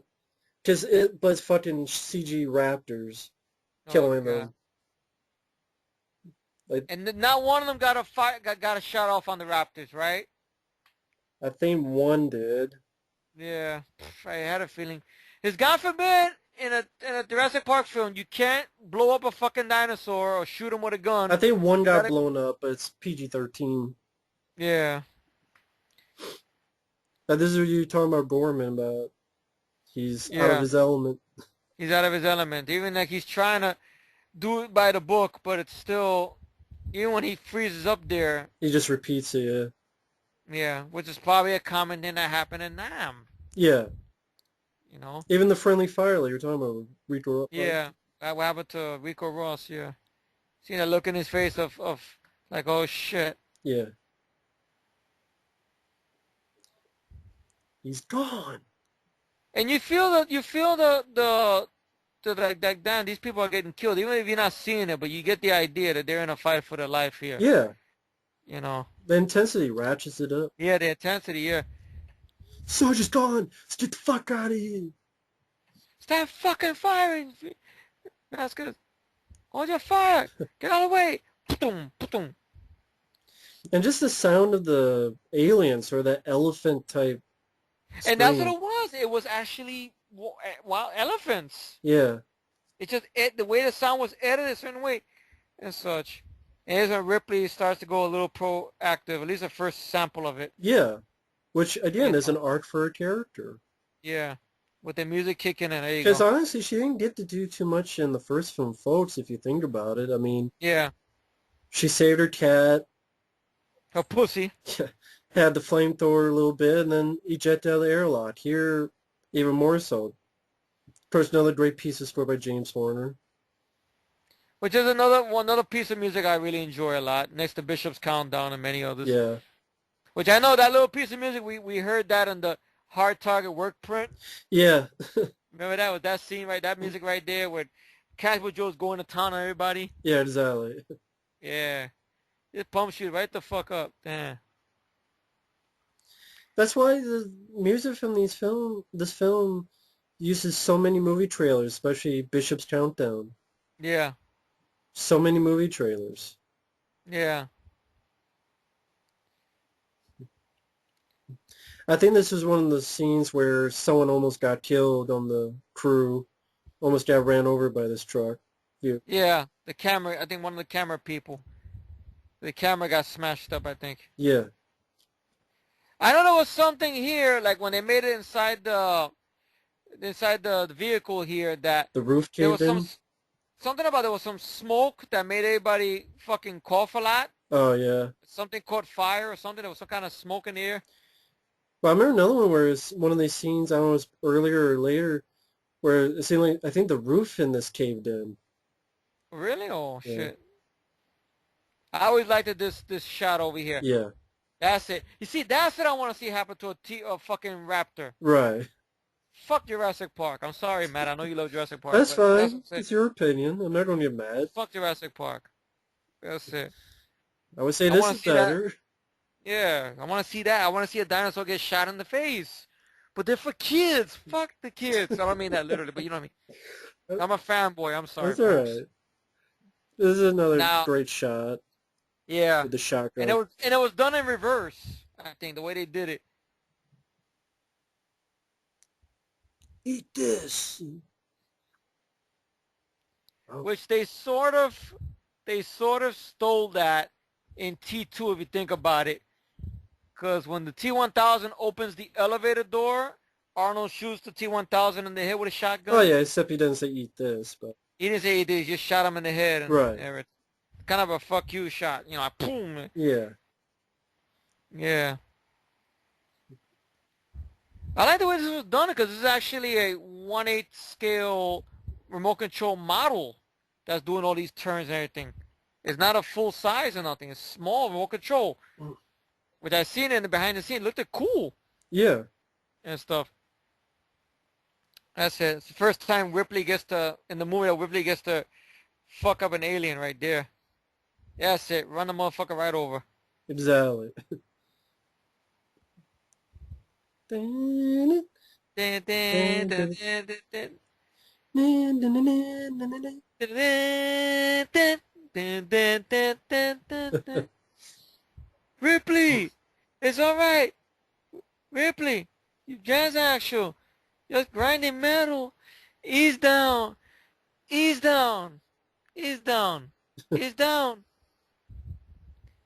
But I always like the fact that Hicks is this quiet Marine or whatnot, the cool guy in the bunch and everything. And now his commanding officer is incapacitated and he has, well, he's got to sort of take over in a way. Yeah. It's the corporal. I like the change in Bill Paxton's character here.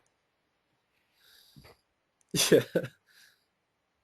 From Yeah. a bit cocky to even more and more and more scared. Yeah. I think that mist that's in the air, that was getting the actors sick or something. I forgot what that was. There was some kind of mist in the air or something. So I don't know if it was from a effect or a fire or something. I remember they were talking about that, I think. See that mist that you see with the light Yeah. and such. Hmm. Oh yeah, this is a scene where some of those guys are alive, but it's gonna be too late if you try to go back. Yeah, that's true. This ain't happening. This can't be happening. I know there was on that Galaxy Quest special edition, there's a interview with Sam Rockwell, and I think he said it himself. His motivation for that character he did in that film was based on Hudson a little bit. He admits it. And you know how he was this cocky guy who's an extra on the show or Yeah. whatnot, but then when the shit gets real, he's very scared. Yeah. Until ultimately, at the end of the movie, he gets some confidence and whatever. And how he went to Sigourney Weaver and he tried to ask her, but what was Bill Paxton? You know, and she explained to him, look, he was just very cocky, but then he got very scared. And how he tapped into that a little bit, you know, Yeah. such. Now there's when you start seeing the little bit of the change of the schmuck, a Yeah. little bit. As well as You maybe I've been keep up with current events, but we just got just got asses our ass kicked, kicked, pal. pal. Yeah. I'm not blind. What's going on? Yeah, this is where you start to see the true colors of the Yeah. schmuck. Yeah, basically. Because it's Polarizer, of course. That's the way they cast But Polarizer. yeah, he's the schmuck, you He's a know. rock. I know it was a funny story he talked about how he kind of felt like the odd person out in the bunch. So it kind of worked, you know, for his character. Yeah, it made sense though. and stuff, that he had a pad and pencil with him and stuff and everything and everything like that. Like, no offense, none taken. He was an offense taken, even the way he answers him. Pharaoh, that's the girl's name. Pharaoh's the girl's name, yeah. Nuke the Siphon Orbit. It's the only way to be sure. I know I've heard that before. I mean, after this as well and other stuff. Really? Oh, wow. It's a lot of memorable dialogue. It is. I mean, with the people who created the Doom video game, they mention aliens. Yeah, it was supposed to be an aliens game. Yeah. But then something happened and they turned to Doom. Yeah, because I guess they wanted to mesh a little bit of the Evil Dead or something, a little bit of this, and they mesh, and creation became Doom. Yeah, they might not have been able to get the rights for it, and that's why, or something like Yeah. that.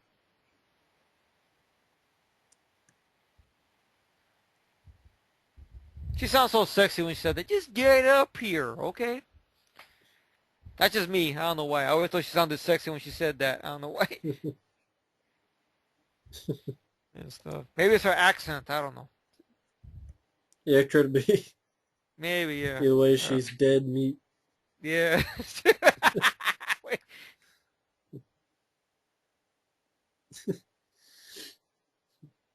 Now where the fuck are you?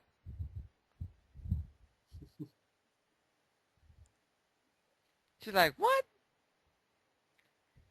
Now, I like the fact that we didn't need to see it. Yeah. Because get the idea, the aliens like to eat faces, obviously, so. It is well done. Look, it's just a screen, but the way it's meshed and everything, it works. You know, like you say, it's a background or whatever, but it works. Now that's an actual explosion. Yeah. Once again, fuck you, Michael Bay. Yes, I can put that out there. But then people might not know what you mean. Because I think Michael Bay is overrated. I mean, he's done, like I said, a handful of films I don't mind, but, you know, Transformers sequels, especially the third one, the fourth one, and what he's done with the wannabe Ninja Turtles movies. You know, he can kiss my culo, you know, basically. That's just great. That's great, man. What were we supposed to do? Real serious shit now, man. Are you finished? Yeah.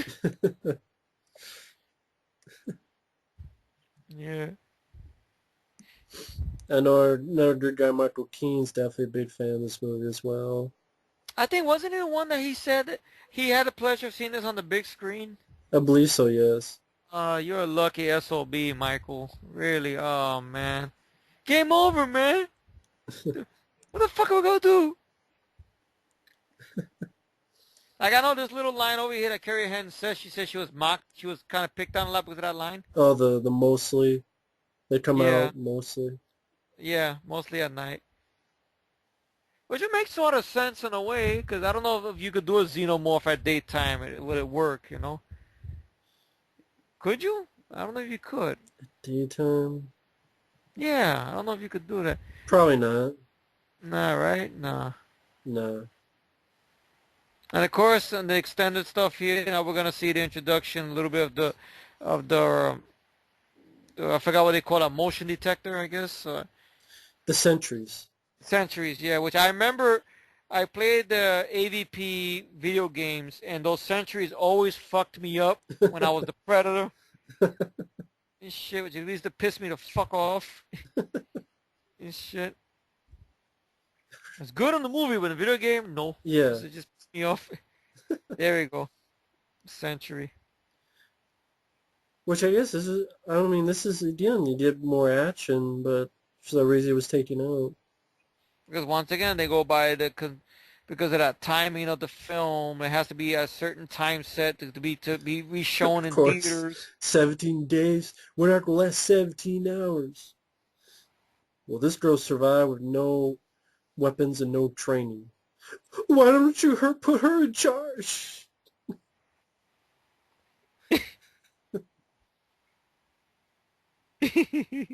Why don't you put her in charge?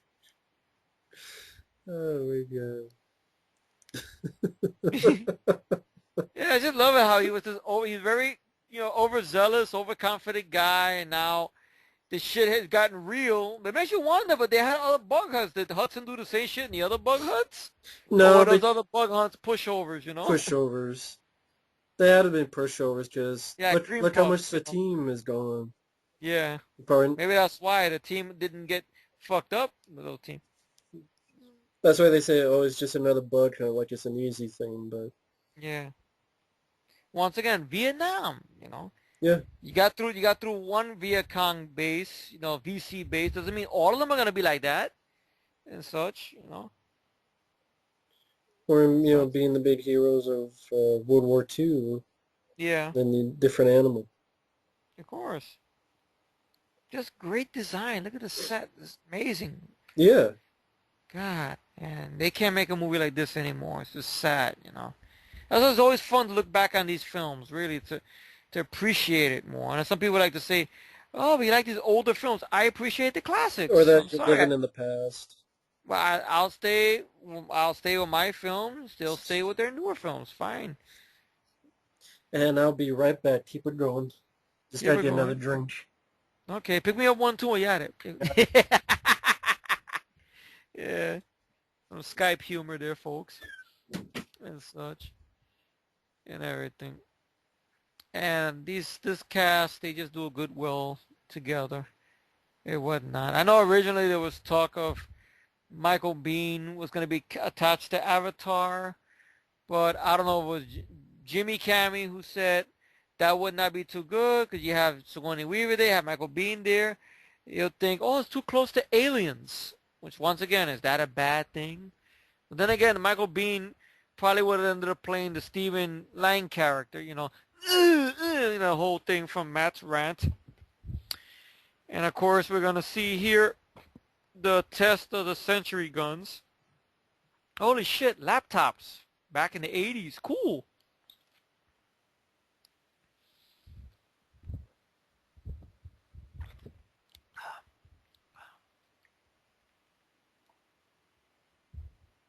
Testing out the Centuries. It's armed.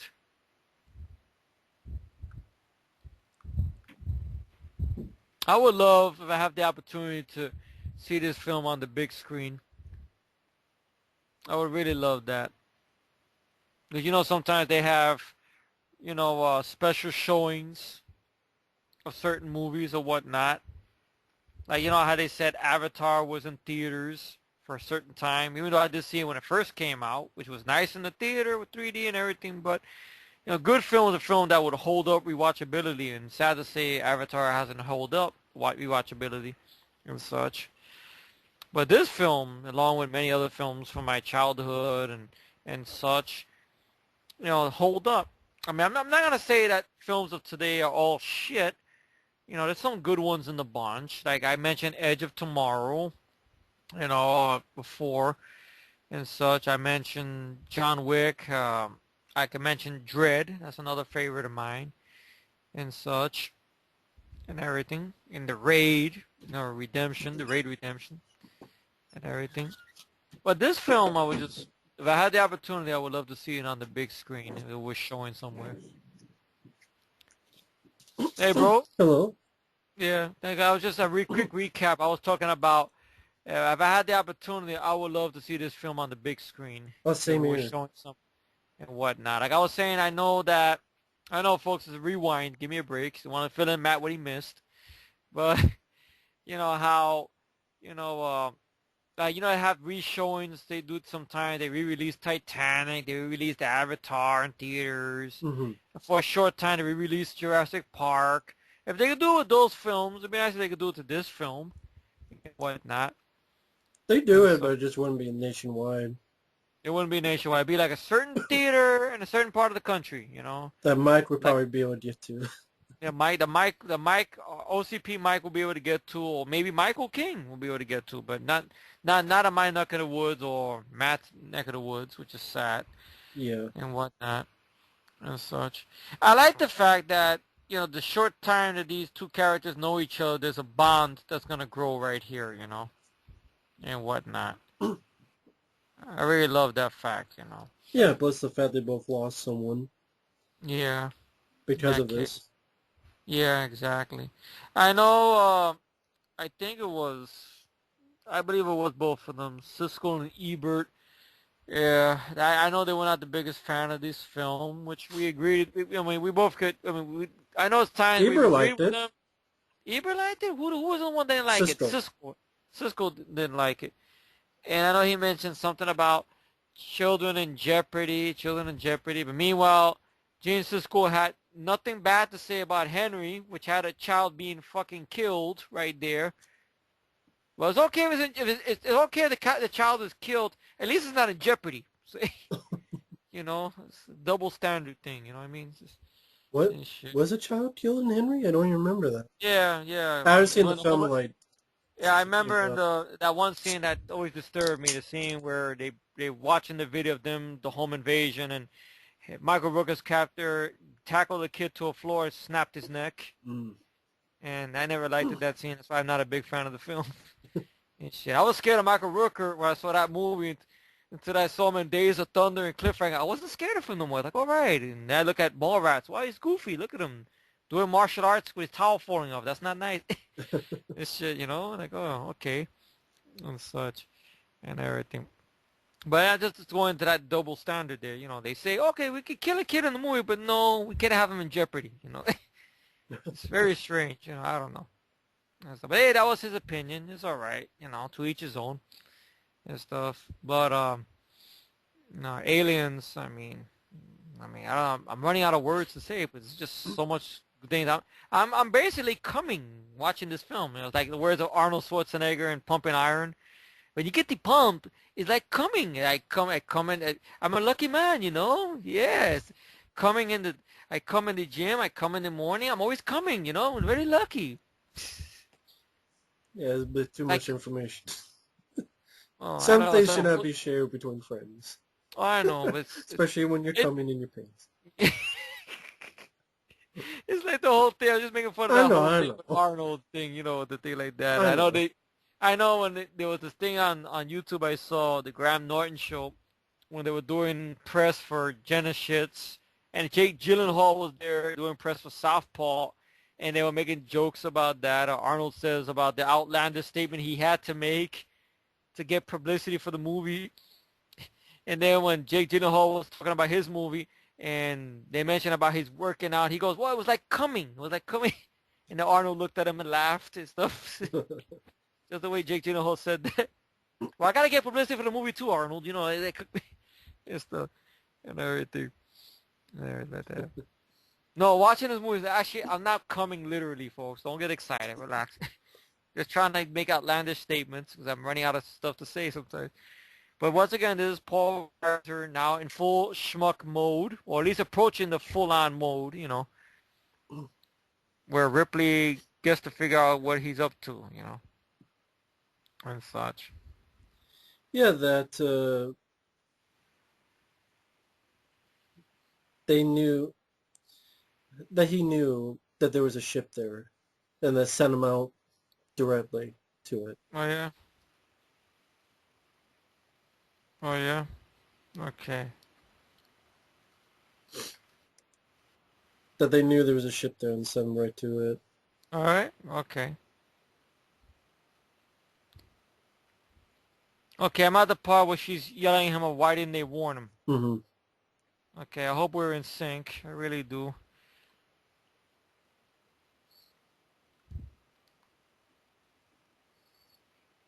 It was a bad call. It was a bad call. These people are dead, Burke. Didn't you see what you done here?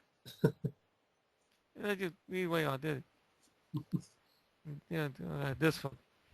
See, you need someone like that to yell at a studio executive today. You do. It's a bad call.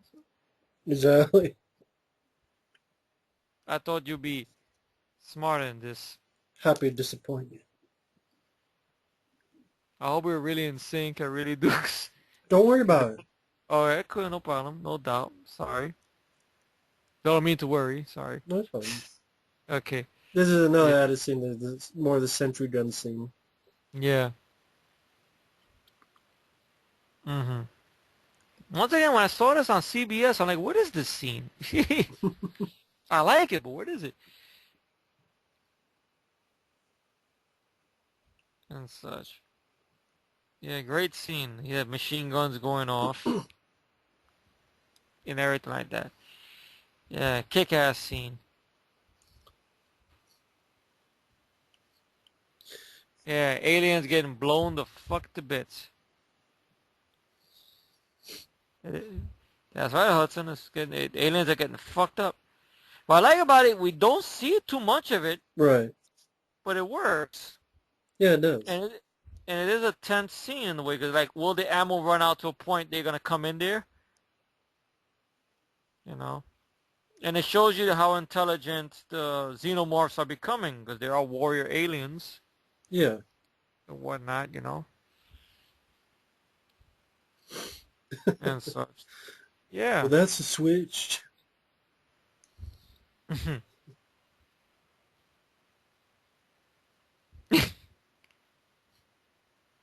And I guess we get this little bit of a scene right here where we see there's a leak there, maybe caused by the firefight. I don't know. Or the explosion from the ship, Well, explosion for the ship too. the crash. Yeah. To show that there's going to be a pretty much an explosion. Yeah. So, Can't fucking believe it.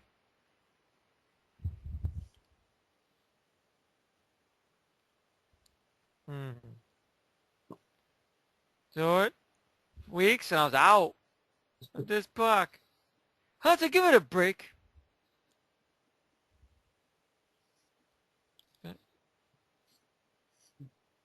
Come wait to.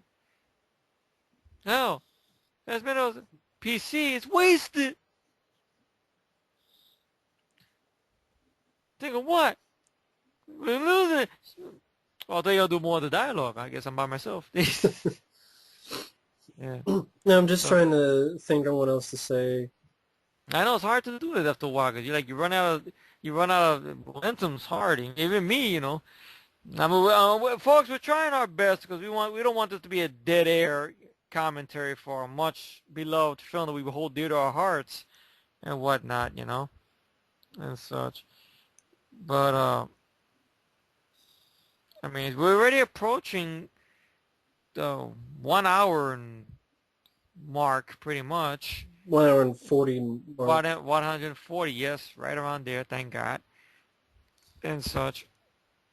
And it's now, I mean, thank God, like it's a bad thing, but thank God that it's 1 hour and 40, and there's lots going on and such and stuff.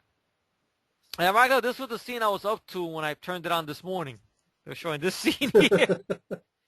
And stuff. I never understood why he didn't take the piece, the gun though. Because he's not allowed to kill any living thing. Oh, That was even programming. xenomorphs? Oh, even a xenomorph? Oh, okay. I thought it was just humans. I don't know. Not really anything. Oh, wow. Imagine doing the scene like this though, in that tight of a. I give a lot of props to Lance Henriksen. Wow, because this had to be the most claustrophobic thing to do. Just move your body like that. God, Jesus. And if he would have bumped into Alien in there goes the Centuries once again, kicking some fucking ass.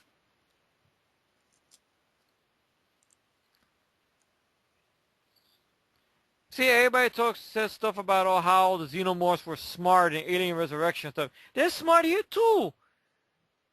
They're running around here trying to figure out what the defense grid is and whatnot. You see, they reused this little clip from Vasquez shooting the xenomorph a little bit there, Yeah. which I like that. I always love that image of an alien blowing up. There you go. Another good.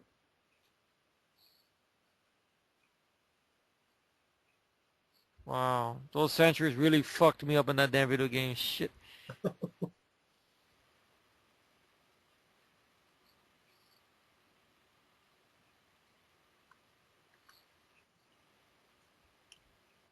See, if you would have took this film and added a Predator in there, at least the Predator from the better Predator movies in there, you would have the truly, truly definitive AVP film.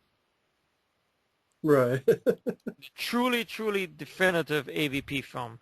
Not that boring one that Wildstein's Anderson did, Right. and not the dark one that sad to say the Strauss brothers did. I could probably watch that, but I cannot defend that film Right. at all. I could watch it, but I cannot defend it. Exactly. Yeah. We, we're in bad shape. Stay frosty. Alert. We can't afford to live. One of those bastards in here.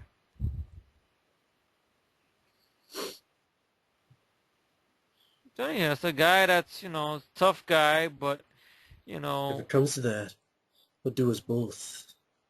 Which will be a little bit. which would have, which would have made sense, if that would have been an Alien 3, it would have made it more emotional, like, okay, Yeah. now that promise comes to play, or whatnot,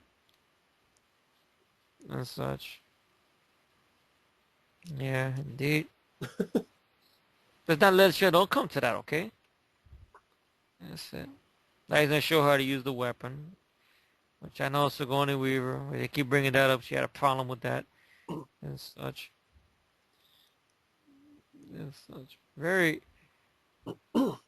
action grenade launcher. God. Badass weapon. Yeah. So how come you don't think movies like this are made anymore? Well, I think, like I said before, just no patience. Nobody wants to take time and work on a script. They get actors that are there, just they're not really. Sometimes, okay, I will admit there are actors that they care about it, they want to work with it, but the powers to be want to cut this out, cut that out. Um, no creativity. Everything's got to be a brand name. You make sure that there's money in there involved and such. A lot of computerized effects and such. Movie that a sequel wise that could stand by itself. See, like when you do a sequel now, it's just got to be just for cash grab. That's about it. We can't eclipse the first film. We shouldn't try because that's just cheesy. That's what people like to say, and such. And I like the fact that Gorman is up and about, and he wants to. He knows this shit went down, and he's gonna have to work hard in a way to win back his men's respect in a way and such. I think that's one of the reasons when you see his sacrifice when he goes back with Vasquez a little later, you know why he does it, Mm-hmm. and such and everything. Even though Vasquez tells him, you always were an asshole, Gorman, but in a way she respects him. Okay, he came back. Granted, Yeah. he's got a pea shooter, but still he's trying his damnedest with a pea shooter. Which I have respect for a lot of characters like that. They have something that's a weapon that's not going to damage the villain, but they're trying their damnedest. Like, that's one of the reasons I really love Michael Biehn and also in the first Terminator, because he's tried a shotgun, he's tried his plasma rifle in a 40-watt range in the future war, he's tried the pipe bombs he was throwing at the Arnold in the tunnel and everything like that, and he's down to a last weapon to a point he's taking a pipe to the fucking endo. And he knows it ain't gonna come out right, but he's trying, goddammit. Yeah, exactly. That's why I love that determination a character has, And so it's like, all right, I'm gonna try this, I'm gonna try that, I'm even gonna try a fucking pipe, you know. That's it, and everything, and such. And why do you think this technology isn't used anymore? Like models, physical sets. Well, sad to say, I mean, they sort of used it in the new Star Wars remake, because I know J.J. Abrams is a stiffler for that. Yeah, but I mean, you still had CG and stuff in it though too. Was there? Oh, okay. I mean, Indeed. there was practical, but it's not like the Renaissance and this for like these films did. Yeah, indeed. I just think it's laziness. It's like, can't model builders and stuff. Really? We could just do it on the computer. We don't got no time and money for that. We have a deadline. The studio's gonna stick it up our ass if we don't bring it back, if we don't bring the movie release at time. Now, what do you think of Paul Reiser's plan here to Oh, do? it's a real dick move of a schmuck, Yeah, basically. So now he's a full blown in the schmuck zone. But I like that this made the Bravo shocking movie yeah, moments. This scene here, scariest movie and so moments. Yeah, yeah, it made the scary movie. Yeah, and I know it was a little bit of a hard task in order for them to get the face hugger to move yeah, Jimmy and Cammey whatnot. being a dick. It looked like a goddamn king crab right there. Look at this. You got to use gloves. Use gloves when you pull that cable. Use gloves and such. And sad to say, that's probably the only time we will ever see the face huggers in an action sequence in these franchises, if you think about it. Because they had an opportunity to do one in the whatever that Wildstein's AVP film, where you had a bunch of room full of eggs coming out, Right. and one girl had a gun, but they fucked it up and such, and they blew it. Or should I say like Robert De Niro said, they blew it. You know.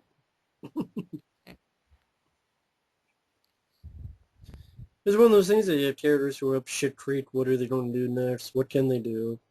Yeah. Just makes you root for them even more. Yeah, indeed.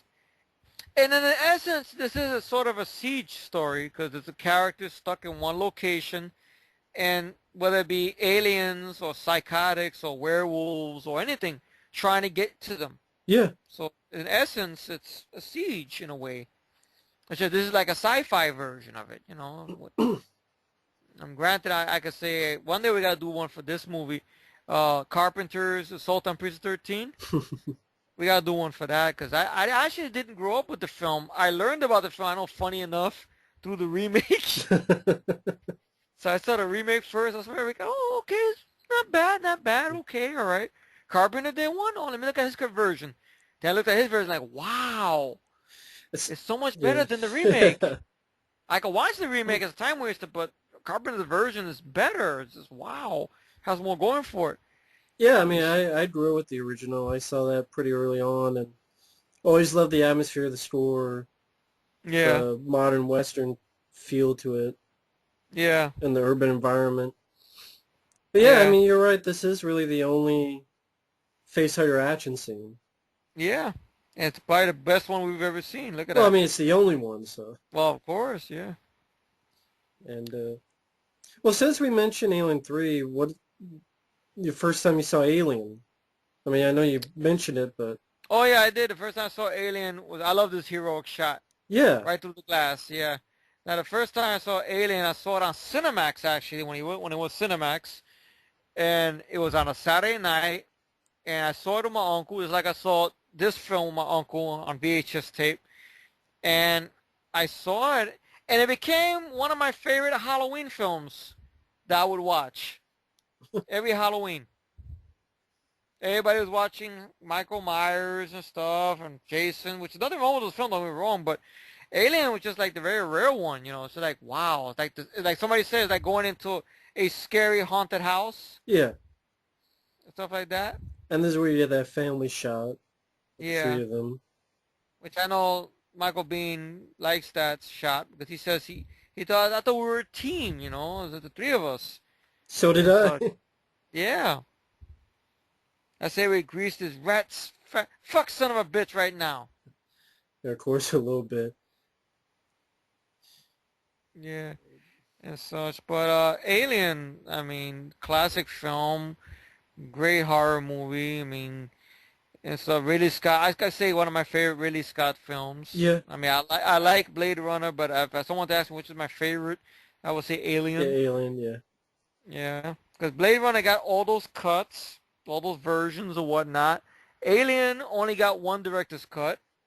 And I know there's some other scenes that didn't make it back into the director's cut, which I've seen clips of those.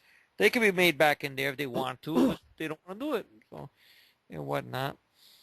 And I know I regret. I think Mike had the pleasure of seeing the director's cut on the big screen when it got re-released. Right. But once again, Mike is a lucky shit. No, we're talking about OCP Mike now, not Mike King. So we don't get people confused. And it's like, he's dead. You dog me, pal. I don't know what's more worse. What was piece worse?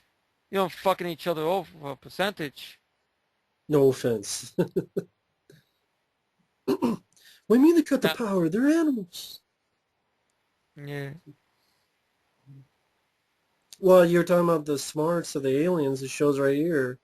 They're cutting the power. Well, not only that, but a little bit later, how they get in. Not through Yeah. the front door, but through a place they didn't even think of. Yeah. Indeed. That's when the shit hits the fan, you know? But yeah, Alien the original is a classic. It's a It classic is. haunted house story. All right. Now, you saw this film first before you saw that film? If I'm not mistaken? I believe Or you so, saw... yeah. All right. All right. How did you feel, the difference of between both films? You know, do you like, all right, that one was more of a horror film, and this is more of an action slash war. I was fine with it. It was, You're never fine? All bothered right. me, Well, that's cool. except Alien 3. Well, of course. Yeah. Yeah. They're in here. But, I know yeah, go ahead. Bill Paxton. Sorry to interrupt you there, bro. But I know Bill Paxton mentions like when he did Edge of Tomorrow, he tapped into this film and saw Al Matthews' performance as Apone and kind of threw that for his character. You know, because he's sort of a Sarge in that movie or whatnot Yeah. and such. And stuff. He may have some good dialogue there, like when he catches the grunts gambling. Tip of the spear, crack of my ass. And the way he finds them, makes them eat the cards and whatnot and such and everything. Yeah, what were you saying about Jenna Goldstein, bro? That, I mean, she didn't go on to do too much. I mean, I know she was in Near Dark, a bit Yeah, role well, in T2, mm-hmm. but nothing too much.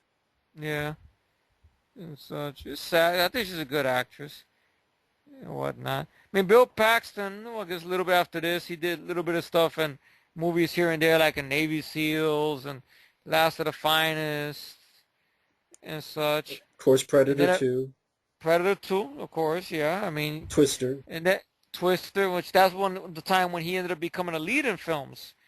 Of course, and Apollo 13, which I've never seen to this day. Apollo 13. I want to look it up. I want to actually look that one up. I like it. Good Nice. drama. Yeah, small control burst. Yeah. 5, man. 4. What the hell? You're not reading it right. What the hell? I kind of like the fact that they look up like, Yeah. oh shit. I didn't like the way they filmed this because they said they actually filmed it upside down. So the aliens are not walking on the floor, they're actually walking on the ceiling or something. I don't know the way they said they filmed it. Oh, no, they're walking on the floor, I think. And they turned it upside down. Something like that, yeah. Yeah. Man, get him, get him, get him. See that elephant noise. Yeah. There's a chicken shit running. Yeah, what a schmuck. That's the thing. It's not like wall-to-wall firefights, but when it's there, it makes an impact with the red Yeah, lighting and the sound effects. Sound effects are a key role in movies as well, yeah, indeed. as are schmucks. But Yeah. now, what do you But feel yeah. about? Well, I'll wait until this. I was going to ask about Paul Reiser's extended death thing, the grenade. Oh yeah. I'll wait till Die yeah. motherfucker! Die motherfucker! I know at one time I got into trouble because I was playing the video game. Yeah. I went into Hudson mode and an 11-year-old kid saying stuff like that, even though you think you're by yourself in the room, it doesn't help. There's always an adult walking by, be like, "What is that?"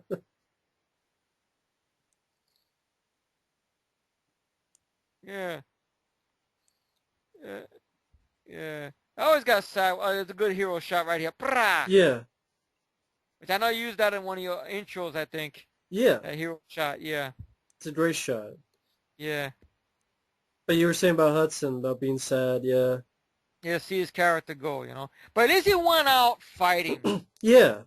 He went out fighting. He didn't go out trying to talk down the alien like Kevin Dude did in Try and Fuck a See, Or Han or Solo. like or Han Solo did. Oh, but that's his son. He still died like Yeah, a bitch in Heat, yeah, unlike Hudson. yeah, But I would not mind if he lived. yeah. I mean, that's the thing, though. You have likable characters. Unless we see a Paul Reiser, unless you see the deleted scene. Right. Which they lied for years. They lied for years. Remember they were always saying it Right. was never filmed? They lied. They said it was just a picture. They lied. And then when the Blu-ray came out, oh, there it is. It's not in the finished film, but it's on the extras. Yeah. I would love to get the film on Blu-ray, but I don't want the box set because I Yeah. don't want Alien 3 or Alien 4. Right. I understand. You know, I seen that they sell it separately, but they have no features, which pisses me off. Mm. Like I seen Alien on Blu-ray, and one time I went to Walmart, but it had no features. Oh, okay. And that's like, because I think my Alien Director's Cut I have is a DVD-R from I got from back in the day, which has the menu that was on the quadrilogy set, Right. but doesn't have the features. Yeah. I think when you see Vasquez face to face with the Xenomorph, you look real good. It's not Jeanette Goldstein. It's Gail Ann Hurd doubling her. Yeah, I remember that, yeah. Cause something about, I don't know that, about something about a thing with a gun or something like that. It was He no, didn't like the way it was handled with the gun up close. And I guess Gail Ann Hurd had a little bit more experience. Or yeah. something But like she that. handled firearms Yeah. better than Jeanette Goldstein. Yeah, at least the See, I handgun like it. was. I like the scene here with Gorman right here. You see? He's telling Vasquez to move. He's stopping there. He's checking. He's not being a schmuck, you know, like the other guy was. Right. Yeah. I like that a firefight in the air ducts. Yeah. Oh shit moment. Gail Ann Hurd. Right. Okay, now it's Jeanette Goldstein. See a fuck you shot. That would kill it. Right in the face. See? Take that. That's what the raptor needs. A shot in the face. You pick it on Jurassic Park and don't move too much. My opinion, folks. I can imagine the comments down below. My opinion. Overrated fucking movies. A lot of running. You get Sam Neill with a shotgun. You hear gunshots, but you don't see I anything. still enjoy the movie. I know, it's cool. No offense. I'm sorry. You mad? You're not offending me. No, I don't Okay. care. All right. I don't get butthurt like some people do. That's true. Hey, you don't like my movie? But I do like the red lighting as well. Red Yeah. lighting really was a good See, choice. I like the sacrifice. This is a good self-sacrifice moment. You see? Yeah. It's like he knows he fucked up by freezing. Now he's got to make up for it. And she in a way respects him for that. You see? Yeah. That's it. The aliens want to bite. Bites in my burnt ass down, motherfucker. That's it. I think there was a thing over here where Carrie Henn, I think, messed up some takes on purpose just so she can go down that slide. Yeah, I heard about that, yeah. And how James Cameron got hip to that. He said, look, just do the scene right, and I'll let you play on you can play on the side as much as you want, all right? Just finish the scene, please. You should like to going down that slide. Who doesn't like going down a slide? Come on. Right. Yeah. I remember that thing being in the video game I played in Commodore. When you go in as Ripley, you have that little thing that beep, beep, beep, and you gotta find where Newt is at. Oh, okay then. That was in the Commodore video game. And a lot of other games took their notes from these movies. I mean, Contra, for example. Of course. And Took notes because in First Blood Part 2 is another one we should do someday, and Commando. oh, right. Predator, say yeah. No. Bill Razor, Lance Bean, so those are the name of the characters and stuff. Yeah, you're right. Yeah. But I yeah, played that game a lot, Contra. Contra was cool. but yeah, the game I did play, like I mentioned before, was the arcade game of those aliens. Where, That must have been badass. Wow. huh? Must have been badass, I Yeah, I bet. mean, I uploaded it on my channel. It's, uh, Oh, that's the one I remember that you did, that you said you were going crazy. Look, Spirit Eagle. You kept saying stuff like that. I yeah, remember. Yeah, that's still on your channel. Oh, that's yeah. cool. I know you said you weren't happy with the results of that because you said the recording thing fucked up on you. I Yeah, remember you said. but thankfully it recorded just while doing it. It was pain, but it's still a, Oh, all right. All right. it's a very fun game though. Just going out shooting aliens, different kinds of aliens too, which Yeah, creative. would have been fun in a sequel. But hey, what do I know? Yeah, I would have loved to seen that into a film. I kind of liked it. I don't know. People kind of say it's kind of a cheap shot of how come the aliens killed everybody but not Newt. Well, that's not true because they took Apone to be cocooned, and we saw that. That's why they weren't flatlined. That's why Bill Paxton said they're not dead. Their lifelines are low, but they're not dead. Oh, And that's true. Ripley's Yeah. like, you can't. They'll be Yeah. busy being cocooned. Yeah. Oh, how do you feel about that thing that in Ridley Scott's Alien, the original idea was that the bodies would turn into cocoons, Mm-hmm. and here it's a queen. You know. Well, I mean, I definitely like this idea better. Okay, which I know that we're gonna try to go back into that with the William Gibson script a little bit, but it was more of a virus type of thing or whatnot and such. Right. Well, I mean, it's Uh, pretty much like John Carter's The Thing in a way. yeah. Now there's sort of a thing that happens with the Terminator and with this film. It involves Michael Biehn being carried by the lead girl. Yeah. Well, if you even think about, well, Navy SEALs, he's carried by Charlie Sheen and Rick Rossovich Yeah. and such. Which I don't know if that's on purpose or it just happened to be a coincidence or what and such. But I still love the films, don't get me wrong. It's No, just that I know. I know it's sort of a It's thing like if you think we about can't it. kill him, but why was it? Why wouldn't he go with Ripley? So you have to Yeah, have him injured, yeah, and such. and He's controlling the ship by remote control. yeah.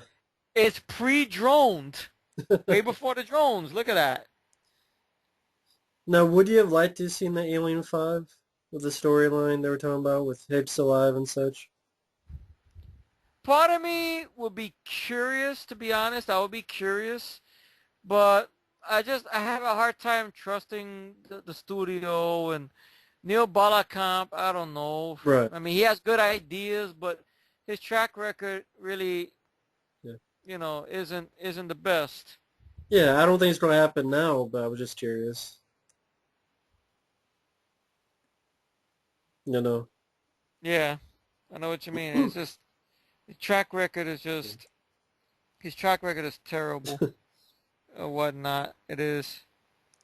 Of course, the It's, gearing up scene. Well, yeah, you saw this a lot in the 80s. Commando, you saw it. Rambo 2, you saw it. Elm yeah, Street 4, you saw it. yeah. It's a But good way to have in the movie. they It don't really do this is. now. They don't. You can't have a montage of any sort for some reason. Yeah, Unless it's for stupid spoof comedy. yeah. That's why no one wants to do these films and take it serious because they all think it's just fucking laughs. Yeah.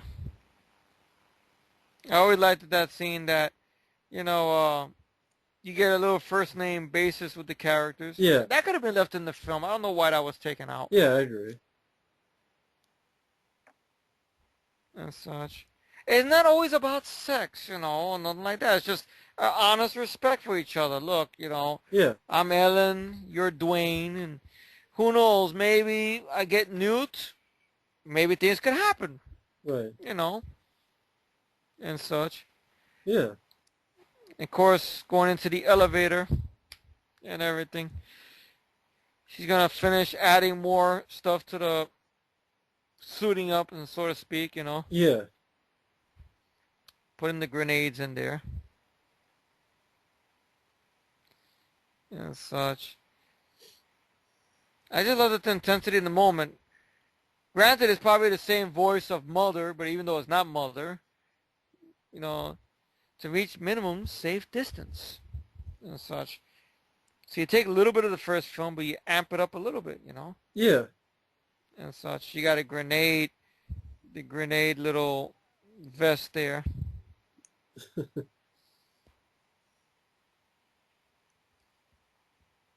Well, like I said, I think it's an epic movie. It is. It deserved to be. It's one of those movies I can say it deserved to own the summer of '86. It really deserved it. I know my uncle had a great story how he saw trailers for this and he was amped to go see it. But he went on opening day. It was a line around the corner. He couldn't get in to see it. He went the following weekend. It was the same thing. It was a line around the corner. He couldn't go see it. So after the third try, he really wanted to go see it, but he couldn't see it, and he went to go see Running Scared. Billy Crystal and Greg Vance, which he had a good time with. Oh, okay. Yeah, and such. And so it's just a great film. God, to have this on surround sound, where on VHS tape, it was amazing to me. I want all my movies to sound like that. Fortunately, VHS didn't always provide that option. And shit. Yeah, I mean, when it came out, it had like 4 weeks at number one, Yeah. 2 weeks at number three, then I wonder what was the movie that dethroned it, though. That's what I wonder. the Fly. Really? Yeah, Wow. after 4 weeks, yeah. Wow. Martin Brundle dethroned Ellen Ripley? Wow. Yeah, but yeah, Aliens was in its fifth week, and The Of Fly course. opening, yeah.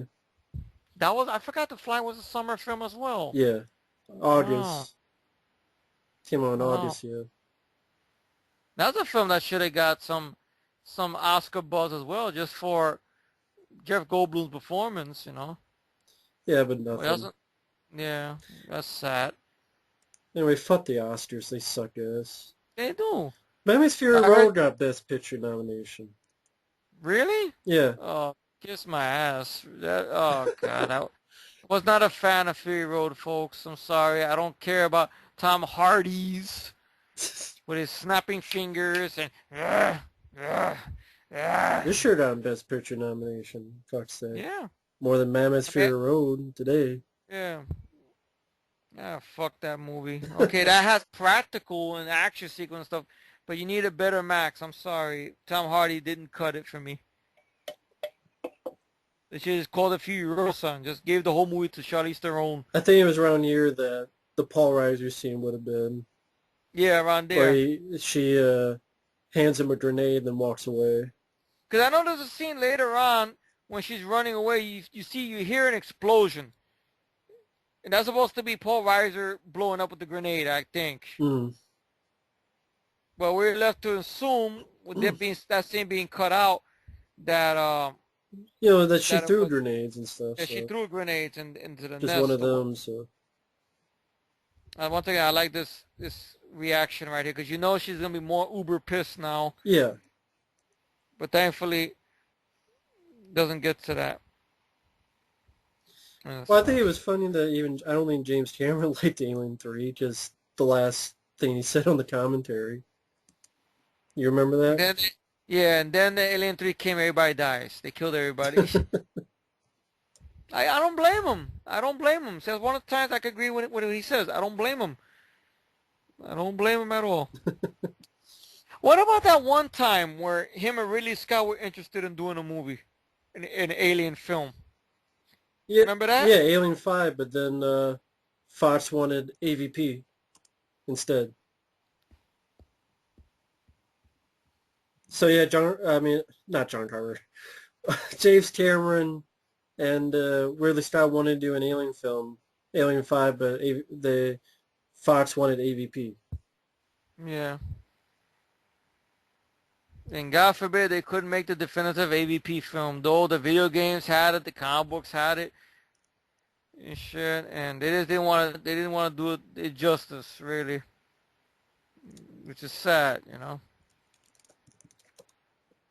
One day I would love to see somebody actually have the balls to do a full-on documentary of behind those bullshit spin-offs, and so they could say the exact truth. No bullshit. The studio wanted one kind of movie, wanted to make this kind of movie. Shit. Say the whole truth and nothing but the truth. That's it. Right. Well, I know Fox, remember, these are the same people that, when the Alien 3 documentary came out the first time, they edited it, all because David Fincher had one tiny clip in there where he said, the studio are a bunch of morons. There's Remember a that? couple other stuff.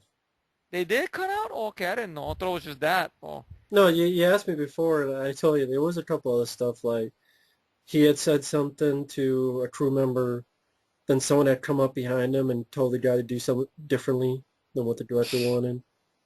So like Yeah. behind his back. Yeah. Well, I can't blame David Fincher. I mean, I can blame some of what he is for Alien 3, but, I can see why he doesn't look fondly on that film and shit. Even though I don't think he would ever do an interview about it and such, because, 7 was his introduction, basically, Yeah. and such.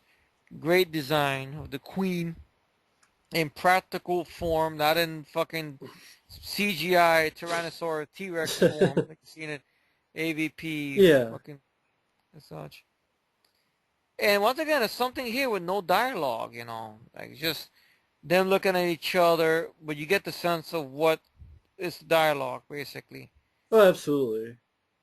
It's like, okay, Kid and kids. She has yeah, a kid. She has kids. all right, tell Leave your her fuck kids to alone. back the fuck off. I don't know why Tell your the kid, teeth, it was really cool. It makes it look like glass or something. Or you're right, you're right, you're 100% right. It does. I don't know if that was See on that? purpose, but again, only the queen, it just like was like pure sharp glass Yeah. that you chop And just into. and just and just the design of the warrior alien, the way it looks, it's my favorite design of the xenomorph, the warrior look. You see, like the way the head looks and the body looks Yeah. and such. I know the Strauss brothers, they want that's their favorite incarnation of the alien xenomorph. That's what they use for their film, the warrior creature. It's just they decide not to have any lights. Yeah, They should. I They like that should. look. Like Yeah. They should, I like that look she gives. Like fuck you, like yeah. that. That look.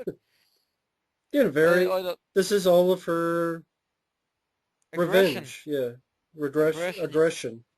Yeah, I mean, you could just do a scene where she's emptying the gun and everything like that, and you could look at her face and see the images of what happened to Kane, what happened to Dallas, and the people in this and Haley's Hope, Yeah. and everything like that. See that scene where she's letting them all eggs have it. It's in essence, it's sort of almost like, I know this is kind of thin me saying this once again. First Blood Part 2, when Rambo takes the M60 into that area where the computers are at. Right. Shit. And him going, ah! You know, and shit. And everything. See, blowing up the whole, fallopian tube or whatnot.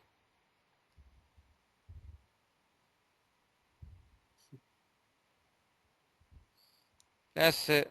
Fire with extreme prejudice, Ripley. Fuck that.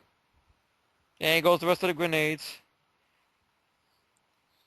That's it. Boom. Now, I guess this intercut here, we see a little bit of explosion there. I think that was supposed to be originally, I think, a Paul Reiser, I think. I remember hearing that part. I don't know. Now, we could, I don't, we could, probably we not, could, because that would have taken out of the scene. It's like, who, yeah, right now people are like, who cares about Paul Reiser, the schmuck? yeah, that's true. We I care think more there's about one her where, blowing the shit out of everybody. okay. I think maybe there's a one here. I think somewhere here there's an explosion or something. Yeah, Maybe you could say that's sort of him. There you go. Maybe. Maybe. I don't know. It's thin. I know. I'm pretty thin. maybe. I'm anorexic. I know. There's a whole lethal weapon phrase I keep throwing there. Now, you see the queen got out of the fallopian tube. She's pissed. Yeah. And everything like that. Now, do you see her carrying an embryo by any chance? Not that I know of. Okay, all right. I'll bring that up again when we get to the final fight But does or she whatnot. lay eggs out of her ass? Well, And the tube just, guides it out. yeah. Yeah. See, I like that scream. It's like you could tell that scream is like, bitch, fucking bitch. That little callback to the score from the first film. Yeah, hear Yeah, that? Once again, a little callback to the Alien score from Jerry Goldsmith. Another guy is no longer with us. yeah, Sally. See, I like that. See, the way it walks, it's alive. Yeah. It's not a fucking T-Rex. CGI Queen, my culo.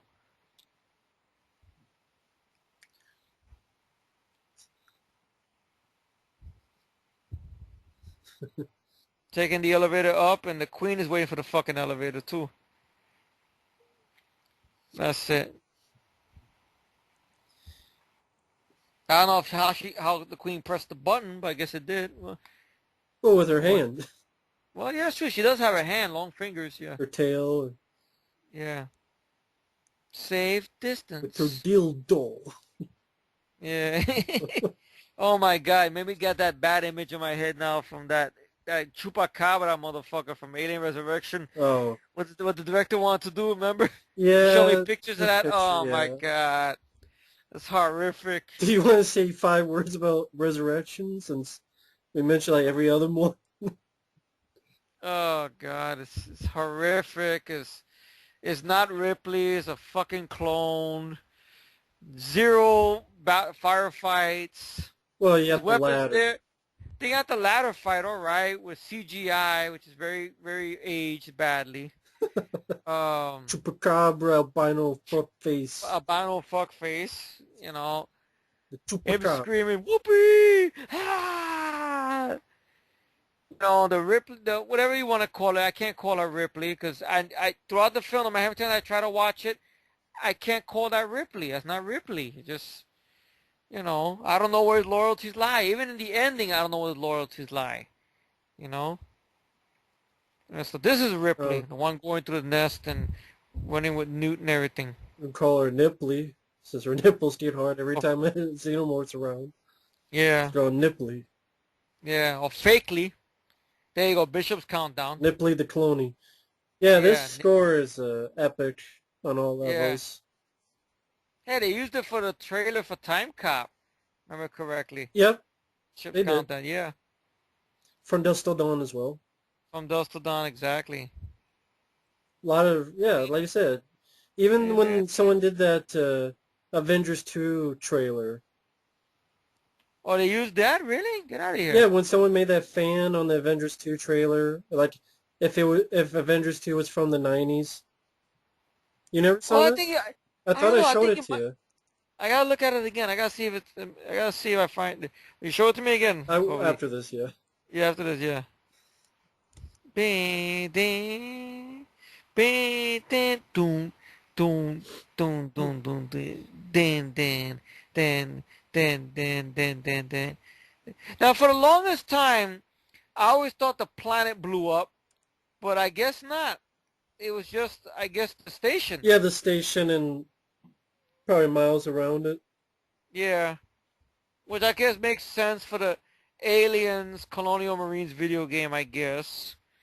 Which I know that was a game that got held back a couple of times because there was problems with releasing it. And then when they released it, really they dropped the ball with it because the aliens were hardly in it. It's mostly firefights with mercenaries. And you have an appearance by Michael Bean. That's about it. And I don't know. And then I seen playthroughs, which I heard the controls and the gameplay wasn't shit. A lot of people were saying, and that was a game that got held back. And I found it funny that they rebounded it right away with Alien Isolation. Right. It's like they knew Colonial Marines did perform badly, so they had to make another one to counter it. I don't know if Isolation made money or whatnot, if people like it or whatnot. quite a few did. But like I said, it's more in the tone of the first film. Oh, okay. More quiet, stealth, stuff like that. Mostly hiding, Yeah. I guess. You just don't fucking leave me here? They Yeah, like, just don't leave my ass here? yeah. But the way you say it, you make it sound like Jones, Ernie Hudson from Leviathan. You gonna leave me fucking here? Of course. I remember when I first saw the scene, I jumped back. Oh, yeah. Cause this got me, cause I'm like, oh no.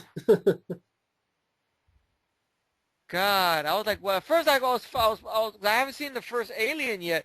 I'm like, why is it white? Oh, yeah. That's what I was wondering. And then Marco explained to me, remember the original, I mean, in the early scene in the film where he got finger cut? I know this is a funny sequence here, the making of it. How every time they threw the top part of the dummy, it could never land the right way.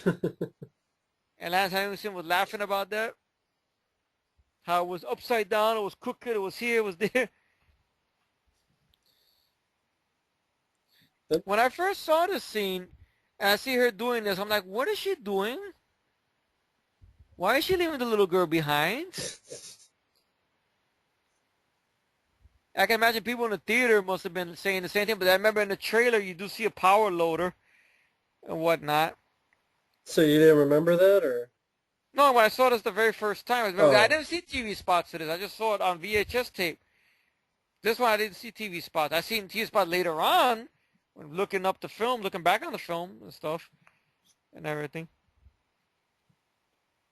But it is a very pivotal moment in the film, or I would say in the franchise, retribution, revenge, you say, Yeah. and such. Really good puppetry. Really good. It is. They made it alive. It was a pain in the ass to get it to move, but it worked though. The hard work paid off. Well, you know what? Sometimes it can't be easy. It can't be easy, exactly. It cannot. I think people just want the easy way out. And of course, it's like that song. There's no easy way out. There's no There's no shortcut shortcut home. home. All right.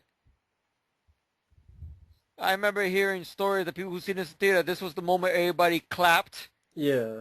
It was like I the could moment that, imagine. yeah. They were like, yay! Shit.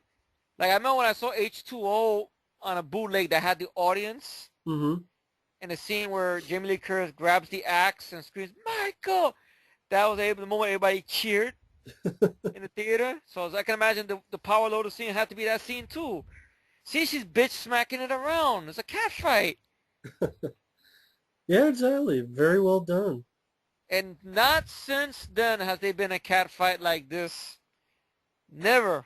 Never since then. I mean, if you want to say, well, maybe H2O, Michael Myers, and Laurie Strode, but that's 2 times. That's about it. And 2 Look times at they you. got fucked up Yeah. by shitty sequels. Yeah. Like Sometimes I you said, gotta this. leave it alone. I mean, Yeah. what do I? Like I hope they don't do a third collector film. Leave it alone. It ended. It ended. Leave it alone, Marcus Dunstan. Don't fuck with it. Leave it alone. I'm telling you, if it's a third film, I'm not even gonna look at the trailer, nothing. I think they're gonna fuck it up. That's what I'm gonna do. They're gonna fuck it up. Make Josh Stewart the villain or something. Try to do a twist. Shit. He's a twist. He's a twist on your nuts. A twist in the asshole. But that's a great shot right there. Yeah. I know there's a funny thing behind this, how the stunt person who was running the suit behind Sigourney Weaver, how he caught an erection.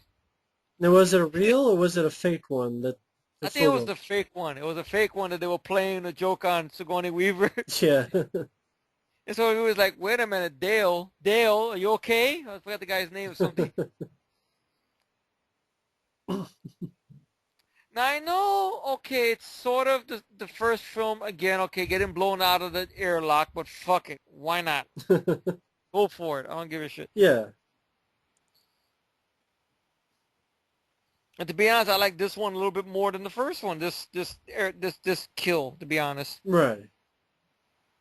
because it seemed like it was more of a battle to it, you know, than just hitting it with a dart and throwing it out the airlock. This one felt like a fight more, you know. No, I can understand that. Yeah.